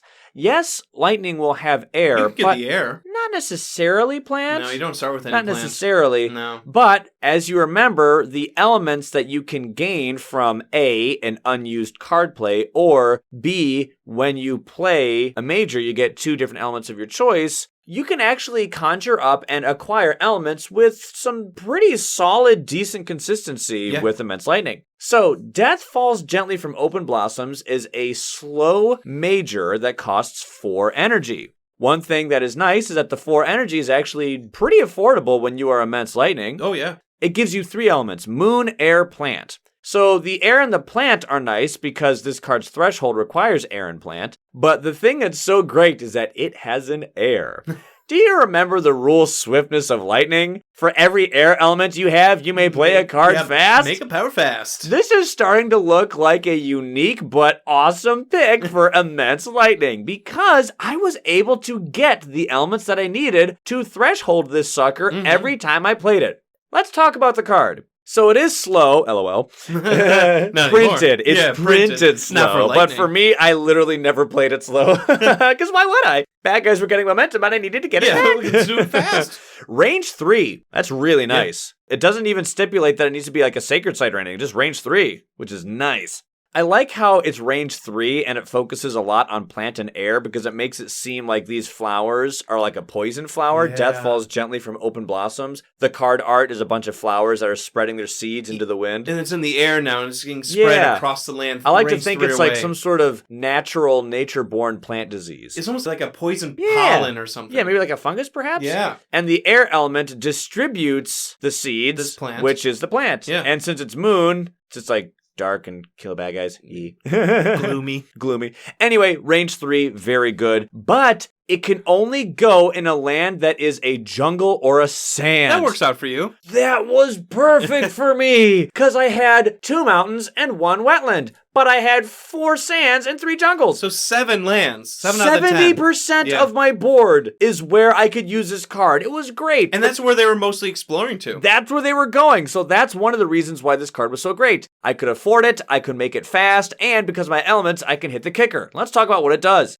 It does 4 damage, which is nice.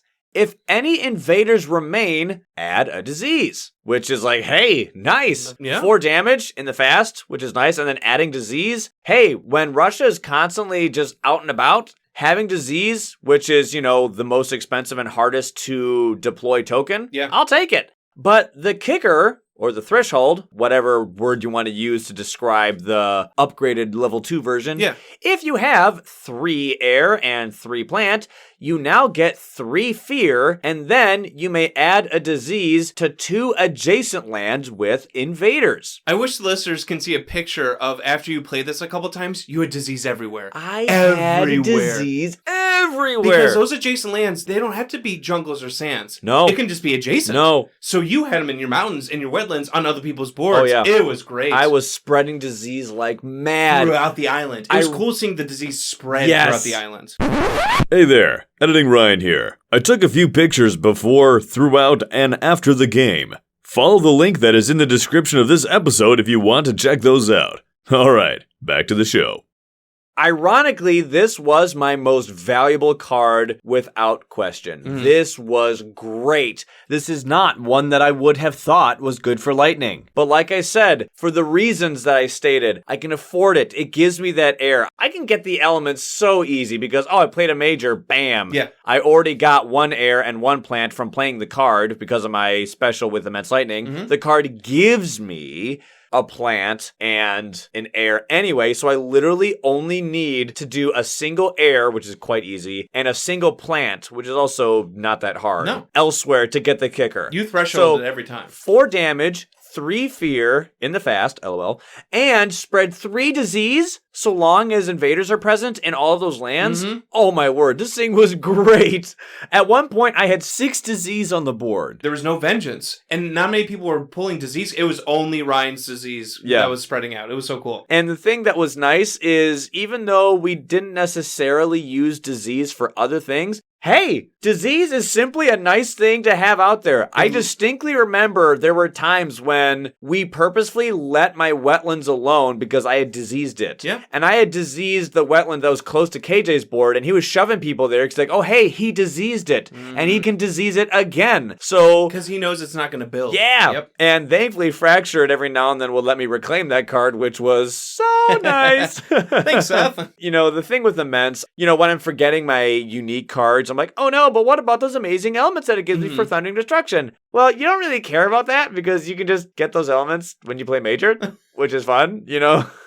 So, you know, one thing that was unfortunate for me was because of the bad guy invader deck plus some events, I lost all of my Dahan You had except one for rough 2. event that just like took Oh, out it your Dahan. sucked. Yeah. But ironically, it wasn't so bad because KJ and Seth were just printing them out like crazy. For sake of reminder, that was Travel River and Fractured. And so it's like, okay, well, they're getting Dahan on their board, but I wasn't really using them anyway because I kept using Death Falls Gently. And you've forgotten Harbingers, so you weren't moving Dahan anyway. So I wasn't really doing much. So I didn't really need too much Dahan stuff. But honestly, that was such a great card. And yet it was not one that I would have picked. And that's kind of the fun of like, you know what? I wasn't intended to go disease heavy, but let's see what happens. Interesting. Because, yeah, you know, we make the joke of like Laura picking her favorite major when she's playing a spirit. Yeah. Like, if you were asked, like, pick your favorite major for Immense, you would probably never have picked Death Falls. No, I would have been like, yo, where's those Talons of Lightning? Yeah, where's Stormswath? But the fact where's that Manifest Incarnation? Like, you didn't find your machete, but you found some tools and you made them work. And that's what's cool. So it's like these flowers are spreading poison seeds, but that's not a lightning card. But lightning's also a spirit of air, right? Right, yeah. So I think that works. Yeah. That kind of makes sense. I kind of like sweep down and grab some seeds in my big lightning feet, and then I fly over and I drop. And yeah, you almost were like wind lightning. Yeah, in that just way. kind of crop dust the bad guys with poison spores of bad plants. It's like a different type of storm. Yeah. Right? Trying to like make it work thematically. It works. One thing that was funny is yes, Fractured was on the field, and so was I as Lightning. So both Seth and I were constantly being asked for speed help. Every turn. Every turn. Hey, you got Lightning's Boon? Hey, you got Lightning's Boon? Hey, Seth, can you make me fast? And if someone would say no, we go to the other person. Seth would be like, I don't have those elements. So Ryan. I distinctly remember KJ going to me. He's like, hey, can you make me fast? Yes, cool. Okay, someone else going to me. Hey, can you make me fast? Oh, KJ already got in line. That person immediately goes to Seth. Hey, can you make me fast? Seth, buddy, Seth's like, you know what? Yeah, I can. A third person. Hey, Ryan, can you make me fast? No. Goes to Seth. Hey, can you make me fast? No, I'm already doing something else. I'll get in line first next time. We have vocalized how many times that happens, and yet I think that's always going to be a thing. It was just funny. Do you have it? It was just funny. Do you have it? Do you have it? Do you have it? Do you have it? Do you have it? Just like, for once, we had 2 players. Yeah. And I guess we could have mentioned this in the 6-player interaction thing, but it was just funny. Just so many people asking for speed. There was actually a couple turns, because we have Minds who's basically all fast, we had some turns where none of us has slow power. It's true. Because you were making people fast. True. Seth would make people fast. Mine's already fast. Stone happens during the Ravage. So it's like everyone was like doing stuff in the fast phase, and we're like, does anyone have any slows? We're all just like, it was so funny because I remember you would ask me that, and Jason would look at my hand. He's like, well, you have some slows. Don't you have some? I was like, I'm Lightning. And he's like, oh, right. Right. You never have slows. Isn't that? I'm Lightning. Oh, yeah. Isn't that slow? Oh, I'm Lightning. And I get 2 elements whenever I play a major. Yeah, so I'm making sure that one of them's there. To make it fast. To make it fast. Or an unused card play.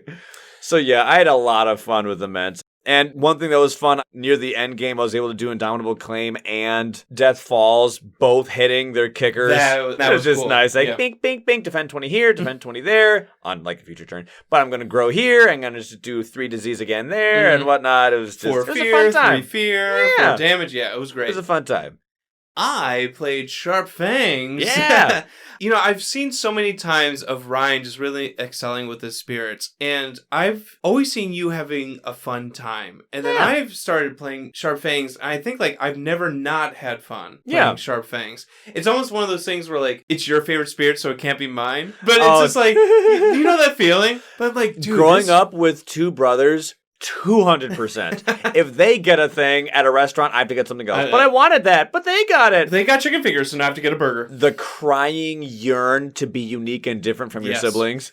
But I'm starting to feel like this spirit's really fun. Ryan's onto something. I'm telling you, it's a good time. And I wrote this down. I think this is one of the like evenly best designed, balanced spirits in the game. You have some hoops you got to jump through, some restrictions, but you have really good mobility and you have really good damage, good prevention. You got fear. You got it all, baby. Because I don't want to feel broken. You can reclaim one. You can reclaim and two. You can do it twice. Pick two options. I love that. Pick two. I think is like the start of why like so many different builds are like viable. Because you like a bottom track. You like going after those miners and having those reclaim ones. Technically, I like hybrid with bottom focus. Some people do. You gotta get bottom. Oh, sure. But I gotta get those elements for my raging hunt on top track, baby. Because if you do full bottom, or if you go bottom track, like you say with those reclaim ones, if you find like a good miner, an elemental boon, it's like a river. It's like if you're playing Boon of Vigor every turn, that's so beneficial to the team. Or just honestly, even if you don't find something, like if you find Guardian Serpents, yes. Every but turn. Teeth Gleam, baby. Seriously, Every Teeth turn. Gleam, like all the time. Get those beasts. Beast. I did more of a top track. You did like nothing but top track. I only did top track. But I mean, as far as elements are concerned, that is so juicy. I loved it. Every single turn was fully activated ranging hunt. Yeah. Because, like you said, those elements up top. I think, here's my opinion. I think Fangs is one of the few spirits that can commit to a top track build, but not lose their identity in majors, because you're saying with those elements up there. So I'm still triggering my innates. With my special roll, I'm still converting beasts. Well, going top track with all those elements allows you to go for majors, which you did. But seeing how you get so many of the elements that you need for your innates, you can do your innates and you can sling for majors. Because some spirits, like Keeper, loses their identity in majors, or shifting memory or something. It is so common that if you go for majors, cool, you're getting strong, powerful effects on the field because of the cool cards that you're playing. Yes. But you usually don't get to do your innates because innate focusing is usually a high card play strat, given how many elements you usually need to trigger them. Here, though, yes, you are correct. It's unique because you get to have the benefit of high card play in the sense that you get the elements to trigger your innates. So you get to trigger your innates and you get to go for majors. I still feel like, I'm this destructive beast triggering ranging hunt, but then also playing these heavy-hitting majors, because you have that growth 4 to get +3, which can net you a lot of good majors. A lot of majors are 3 and 4, like Death Falls is 4. So that was fun for me, just playing the top track only. Turn 1, I drew Entrap the Forces of Corruption. So, perfect elements. You've talked about this card for Fangs all the time. But now it is your turn to talk about this card. To remind the listeners, it's a 1-cost fast power. It's got Earth, who cares? But it's got plant and animal. That's what we need, baby. It's range 1 land, and you gather up 1 blight and isolate the target land, and when blight is added, it doesn't cascade, which is so nice. What I liked about it was that it has fangs on the artwork. Fangs on the eyes, so creepy, just so like great. Looming in the background. But we're fighting Russia, and I like this card for the isolation because in the rules of Russia it says if possible, push them. It is not possible if the land is isolated. This card is so perfect for getting blight out of land so that ranging hunt can go crazy all over the place. Which it did for me. But it lets you kill Russians. It isolates the land, and now they can't go anywhere. So now my ranging hunt, that's doing 2 or 3 damage. Oh, and it's giving you your elements. And it's giving my elements, is now killing 3 Russians. So that was huge. But the big card that I got... Well, first I got an elemental boon. Yes, and there that was you go. Huge. That was my turn. Always 3. good. Honestly, that's like an S tier miner. Yeah, it's one of my favorite miners. Seth was talking about sweeping to the sea. I helped give those 3 elements so that they can threshold that and be able to repeat it on another coastal land, destroying all towns and all explorers. So that was cool to be a part of. But I drew Pent-Up Calamity. Which is one of your favorites. One of my favorites. I know that Winds of Rust and Atrophy is also one of your favorites. It's gotten me so many Terror level 3 wins. But I know that Pent-Up Calamity is also one of your favorites. Because, you can add Strife or Disease. Blech. But I usually do this or option where when you remove tokens, you do 3 damage per. Yep. So I was killing some beasts. I talked about removing some of Jason's many Mines beasts, but like we said, it was from this card. It was worth it. it, and it was from this card. And we're on a thematic board that has a ton of tokens. Yeah. You are a spirit that uses tokens. Yeah. Now you get a card that says, oh, based on how many tokens you have, you can do damage. Oh, and if you hit the threshold, you can reload some of those tokens and get them back. Yeah, which I was able to do. So it was so... Do you have a reclaim one? I sure do. Yeah, like we're talking about these draws. Like you had to make Death Falls work. Pentop is like, oh, this is perfect. Oh, yeah. Yeah, okay. And Entrap was like, Yeah. oh, yes, So I had yes. some nice pulls. And you had Elemental Boon. But wait, there's more. So I was getting some good draws. I didn't get any defense. I was mad about that. Yeah, Jason had the Jason ball. was pulling And those. KJ found Tigers Hunting. Yes, I'm like, I almost screamed. It was I'm so like, funny. It was almost like, you don't Because deserve that. when KJ was like, I got this, I guess on Tigers Hunting, you visually went, you're like, you got Tigers Hunting! And like, you were so crappy, like, John, you found Pent-Up Calamity. I could have had both. Calm down, put your greed aside. I want You it have all. Pent-Up Calamity. That was honestly a delicate dance because some of the times I'm like, oh no, I lost 3 beasts here. You know? Yeah, And no, like, it's true. And maybe I wasn't able to hit that threshold because one of them I was in my early on game. I only was able It was to do worth the it, top though. part. It was worth it, but this is something about like There was a land that was really bad, had a ton of people, and and cities. yeah, it was about to blight. Yeah. And it would have been a cascade. So it was worth it, but there's something about like losing part of your army. I'm like, oh, they were like part of my Raging Khan army type of thing. Sometimes you got to make these sacrifices for the greater good that are worth it. And that was worth it. It was tough, Ryan. I never triggered the right innate. I don't know the name. I don't.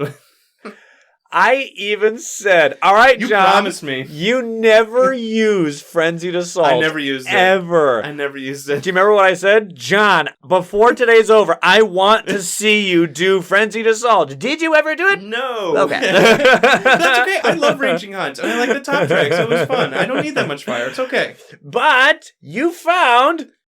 You know the thing I was referencing? But wait, there's more! I found Savage Transformation! There is! Look at these card draws! You got Elemental Boon, you got Entrap the Forces of Corruption, you got Pent-Up Calamity, and then you get Savage Transformation, all of whom is against Russia. And Savage Transformation says you may replace one explorer and add a beast. Replace gets around Russia. I'm not doing damage, I'm replacing them. You're getting beasts, which is huge for you, but they are losing explorers. It's a double. Oh. It's almost like doubly good. It is so good. So you had a good hand. You had great It card was a plays, fun my time, dude. Ryan. I love Top Track Fangs.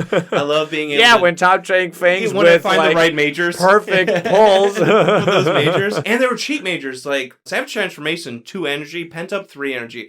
Fangs can afford that. I don't need 7 energy or 9 energy majors. I can do enough with 2 or 3. So man, that was a fun experience. Let's just say that Fangs was having a good time. And I was stealing those mines beasts. So the army wasn't losing too many people. Yep.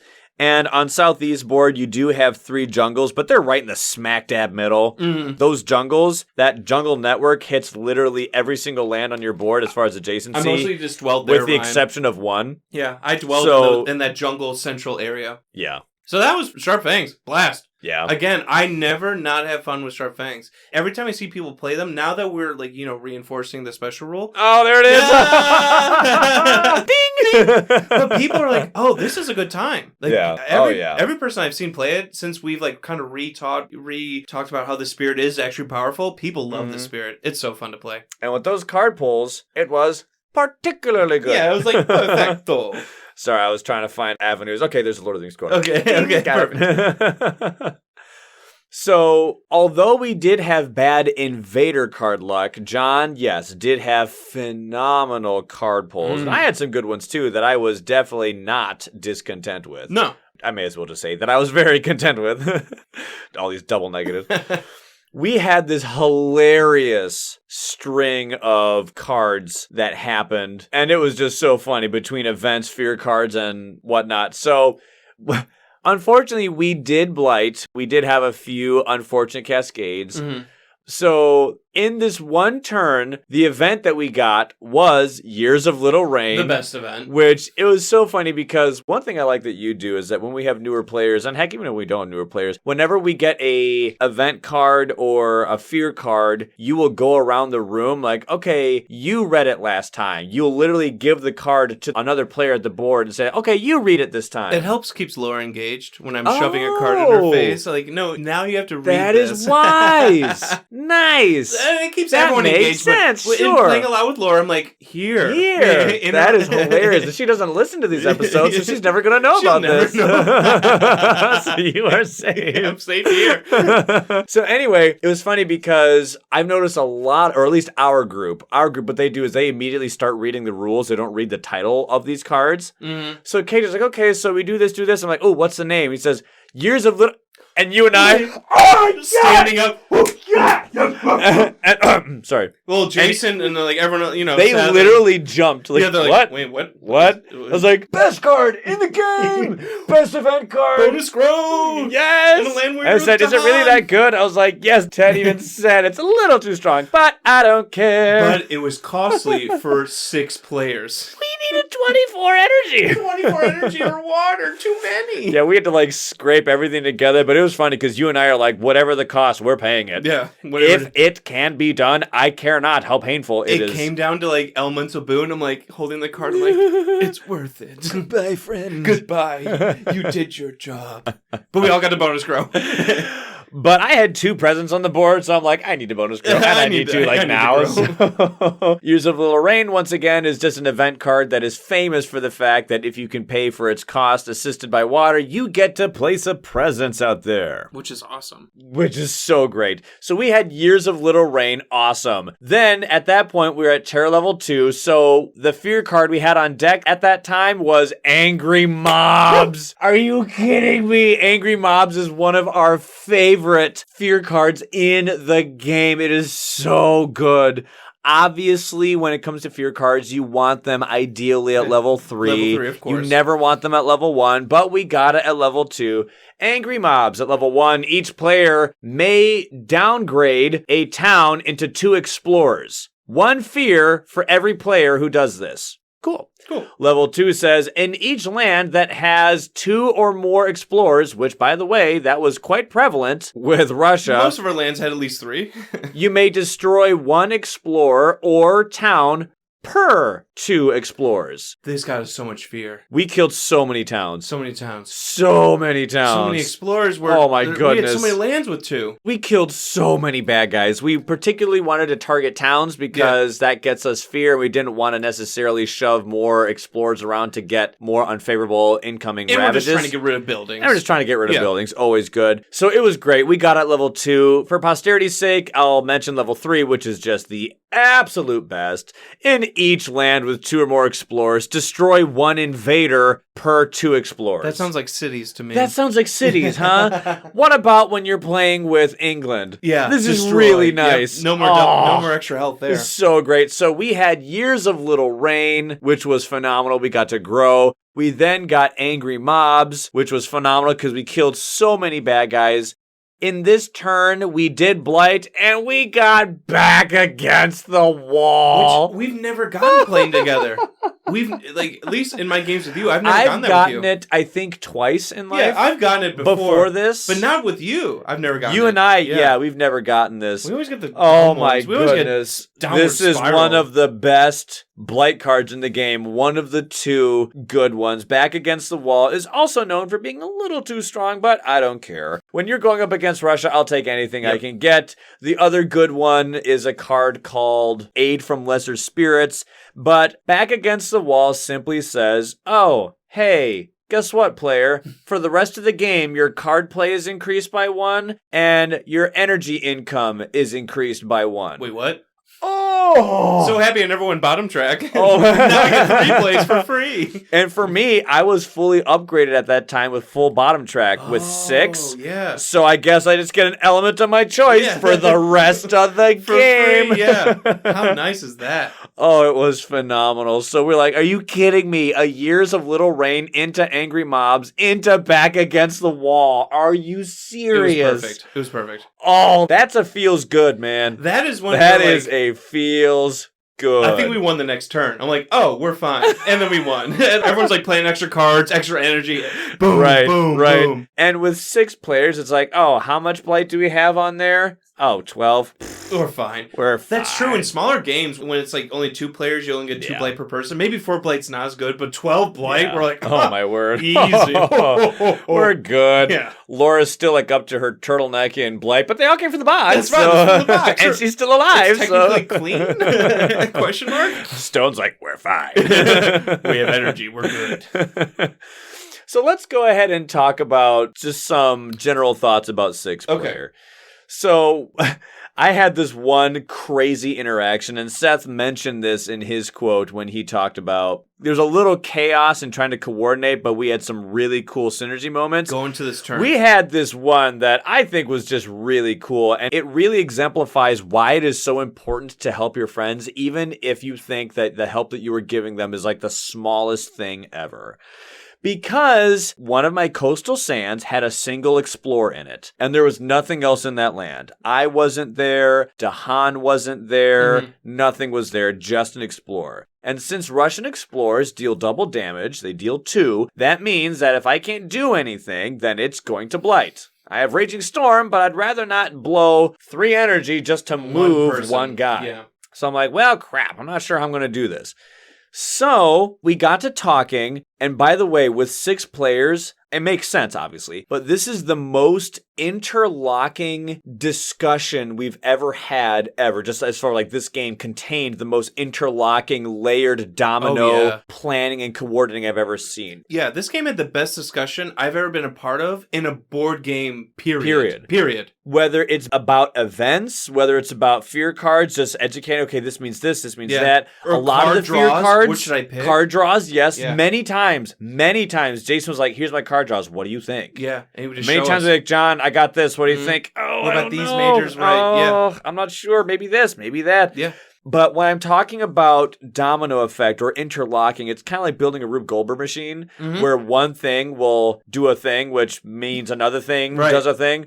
I'm talking about, can anyone make me whatever? Make me fast. Give me energy. Cool. Oh, now that I can do that, I can play this card. This card says someone can reclaim. Who wants to reclaim something? Ooh, I can reclaim, so I can do this. Oh, now that I'm reclaiming, that means I don't have to do this for next turn, so that means I can play this card instead. Exactly. What does this card say? It says give energy. Hey, who needs energy? Oh, I need energy. Do you see how one person helped one person and that led a chain of other help that rippled through the players? Because there's 6 of them, there's so many more chances to be able to collaborate in that way. So, for example, we made this plan and it was so great. So, I played Lightning's Boon on Seth, who is fractured. Cool. I have a land that is about to blight and I can't do anything about it. So, I go and play Lightning's Boon on fractured because Seth said, hey, can you make me fast? All right, cool. Yeah, I can make you fast. I make Seth fast. He now is able to play a card that is critical to his board state that he wasn't going to do before because it was slow, and he didn't have elements to do slip flow of time, which can also make a slow power resolve in the fast phase. So now Seth is playing a card that he wasn't planning on doing. So now, when Seth plays this card, he realizes that he has the elements to trigger level 2 of Slip Flow. He was already triggering level 3. Level 2 allows a friend to reclaim a card. Level 3 allows them to play a card from their hand by paying its cost. Seth says, oh, hey, everybody, I can let someone reclaim, and by extension, repeat a card, basically, because I also have level 3. Who wants that? Jason says, oh, I can do that with Swarm of Bedevilment because John wanted me to play that on him so that I don't even know what you needed it for. I needed it for defense. You needed it for defense to stop a blight? And I was super mobile with ranging hunt. So, we realized if Jason repeats Swarm of Bedevilment once on you, but the second time on me, then that means that I can move a presence, and for the rest of the turn, it counts as defend 1. So, I was like, oh, in my growth phase, this sand that had a explore in it that was going to blight was 2 lands away. In my growth phase, the presence option I picked that turn allowed me to grow 1 away. So I went 1 land closer, cast Lightning's Boon on Fractured, who now plays a different card that gives him elements for level 2 of Slip Flow, which combines with level 3 of Slip Flow to give another player a repeat, gives it to Jason, who plays Bedevilment on you and me, which means I can move that presence, which is now 1 away from that land, into that land, defend 1, which is enough to stop that ravage. Nothing blights. It came full circle. I have a problem. Yeah. I help Seth, who helps Jason, who helps me. you and me. So it's back to me, and me making Seth fast actually helped stop the blight coming in. And that was so cool. It was so great to see this ring of dominoes go around the table. And that was just so cool. That was just one turn. That's just one example. I mean, that's just one turn. It was one main standout. Yeah. But that was just one Those are the kinds of things ripple effect that were happening. That's just the one that we wrote down. And we had constant conversation. Oh, who needed so fast? cool. Who needed energy? Who needed to grow or move? Like you're saying, who can Swarming Bedevilment move to a different land for targeting purposes? And it was so good to see Bedevilment useful. Yeah. Hey! I see a lot of people saying, yeah, it's not my favorite card that Mini Minds has. So whenever like someone like Josh, when he uses Vengeance of the Dead, it's like, yes! Yes! Free fear, that's cool. Do it! Yeah! Do it, buddy. There's like that fan of the underdog within you that's like, yes, go for it, man. Yes! No, it was honestly the best discussion planning ever. It was so cool. And I've even done like Captain Sonar where we've had to been alter playing like this. Oh, yeah. This took the cake for me. Really? Yeah, this, because, okay, we're going to let this blatant cascade so we can defend here, and then we're going to attack this city, and we're going to move beasts here, and then I'm going to share. It was so cool. Hey, we make a good team. You were a good captain. Yeah, that was a fun game. I'll be your engineer any day. One thing I noticed in our 6-player game is how much we were just sifting through the decks and able to find these cards. Yeah. Because in a 2-player game, me and Ryan, maybe we'll see like 30 minors. Sure. Out of the 100. And maybe 8 to 10 majors. 8 to 10 majors throughout the whole entire game, with just me and you playing. Right. We almost had to reshuffle the minor deck. We got close. Yeah, we got close. We had like a few cards left. So when you're going through that, you're finding, Call the Dahan Ways. You're finding Elemental Boon. You're finding Pent Up Calamity. What else we find? Gift to Power, Reaching Grass. Didn't Jason find Hazard Spread? He did. So, like, these great minors that, like, maybe are on the bottom of the deck, we are just finding. And that was cool to see. It's like, I have a higher chance of finding these OP, whatever you want to call them, S-tier type minors, or even majors. We were finding the perfect majors. Yeah, and a lot of these were S-tier for our situation. For our situation. I mean, we had a player on Northeast get Dark and Tangled Wood, where there's a lot of mountains and jungles. Yeah. We had a player on East board get Accelerated Rot, where there are a lot of wetlands and jungles. We had a player on West board get Death Falls Gently, which can only go to jungles and sands. Yeah. We had a player on Southeast board who was playing Fangs. And got Savage Transformation. Yeah. It all just lined up. So much of this was awesome. And going back to the whole being talkative and engaging with all these conversations, we had choice events. Oh, yeah. Instances where struggles of growth is played. Mm-hmm. So each spirit has to choose either destroy 2 of your presence to gain a power card, or forget a power card to gain 2 energy. And then if you want to, you can move up to 2 of your presence 4 away. And it was cool to see, I'm going to pick this one. You're going to pick that one? Cool. Yeah. It was interesting to see who did what. I'm like, I need power cards. I'm lightning. I need power cards so bad. I'm totally fine destroying 2 presents just like get my power cards. But not everyone was like that. Laura was like, yeah, I can get rid of this card, get 2 energy because she wanted to have energy for her innates. Yeah, to pay for them so she wouldn't be blighting from the card. Right. Another thing, you're talking about just like the teamwork and cooperation. A lot of this time, this game, either playing with us or just me and Laura, it's played like turns of simultaneous. Like, oh, I did this, and then we move on. But like what you're describing, we almost had to go in order because things had to line up. Do you notice that? We almost started going like a clockwise or something. We did, except for the cards that needed to go in order. Yeah. I need to make you fast first so that I can play this card, which lets someone else do this. Okay, now that we got all the necessary domino cards out, now we can go in clockwise order. But it was also fun because thematic side Russia 4 had a lot of bad guys. It did. And on a 6-player board, it's huge, and we all know how intricate and involved you have to be in this game to win, and how complicated these battles can be. So it was cool to see the plan that every player had enacted. Yes. So it was cool That's a because good in a point. way, when the board is this big, I'm in the valley. Thematically, there are mountains to my left and my right, so I can't see the other side of the island. What's going on But I south can of you? hear the roars and the clanging of battle and whatnot, or maybe an earthquake, or maybe some sort of explosion happened. And so, like, oh, maybe Dahan are rushing in. What news from the valley? How goes the battle over there? Oh, it's like completely plagued and whatnot. And Yeah. oh, we've heard whispers of like an earthquake on the northern side of the island and The whole whatnot. East Island, there's rot everywhere. It's disintegrating everything. And so we all know that's like, I can't focus on other people's boards. I know that their fight is intense and it is as intricate and involved and engaging as mine is. So it will require a lot of intelligence and a lot of tact and strategy to solve these problems because we all have big problems right now. Huge problems. So it was cool to not go simultaneous play and watch how every single Yes. player enacted the answer to the puzzle in front of them. Because they had cool plans. I want to see Thresholded Accelerator Rot destroy a land and Right. clean up a blight. I want to to see you... Pent of Calamity just destroying a coastal wetland. Or I want to see disease being spread everywhere. Or let them break themselves. I want to see Laura throw that damage back at that city. In a weird way, I felt as if by looking and seeing every player enact their powers and go and see their turn, Yeah.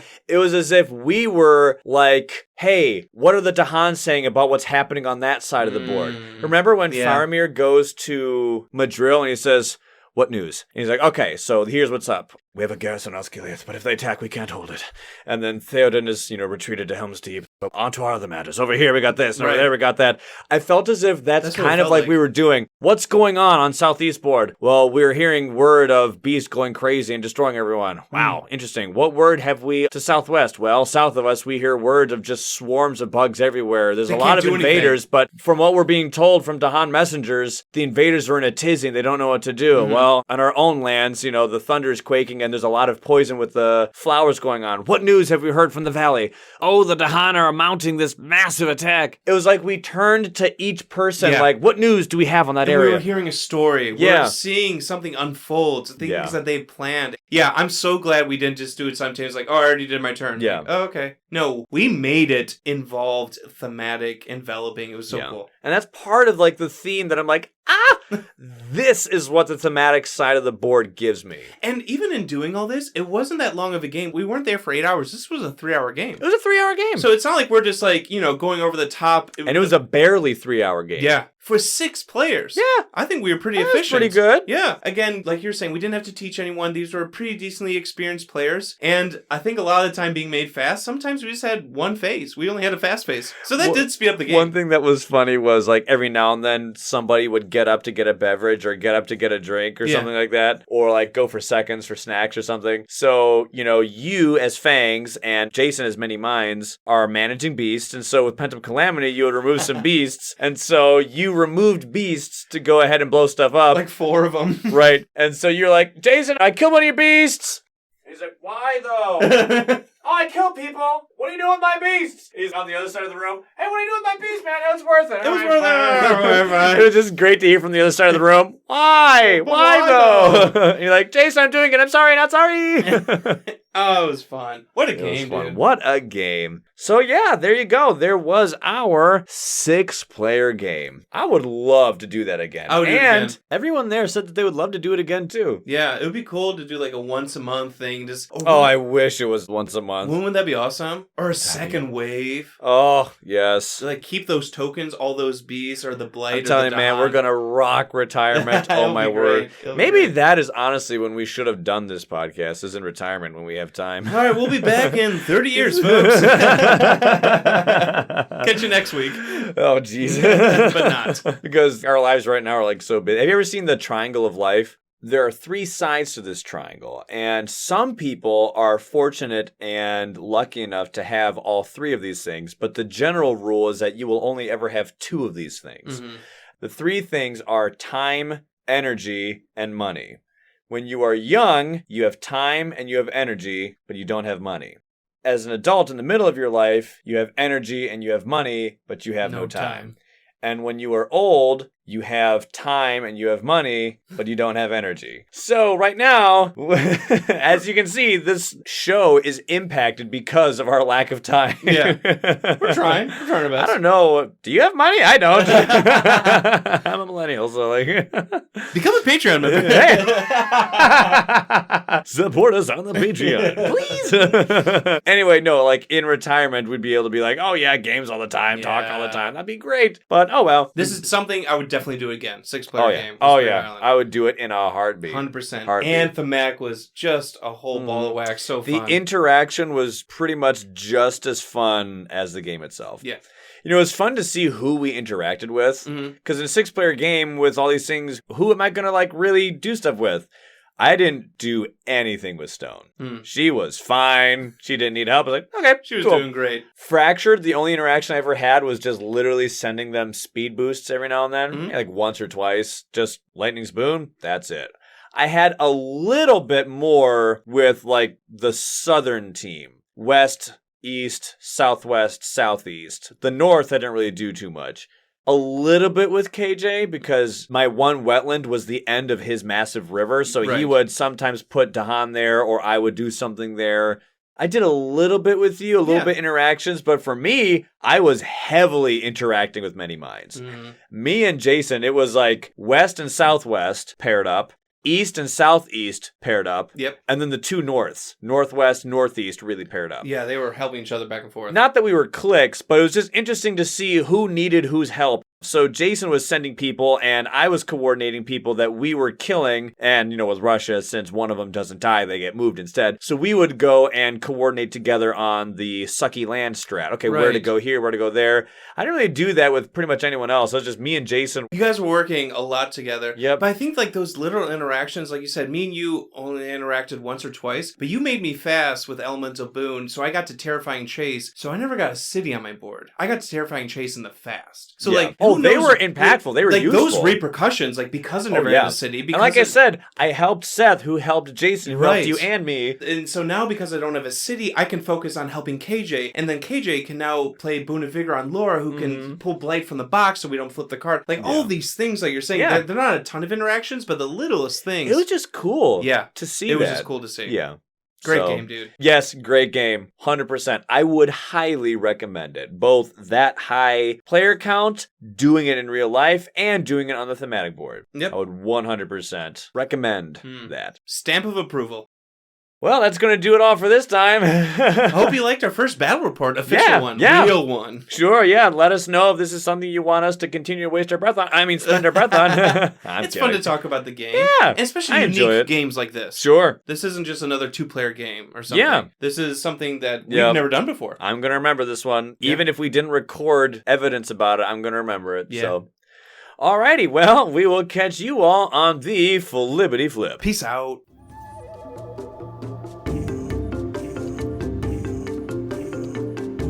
We appreciate that you took the time to listen to this episode of the Kindred Spirit Podcast. Feel free to interact with us on our socials. You can catch us on our Facebook or Instagram, as well as Board Game Geek, Reddit, and Discord.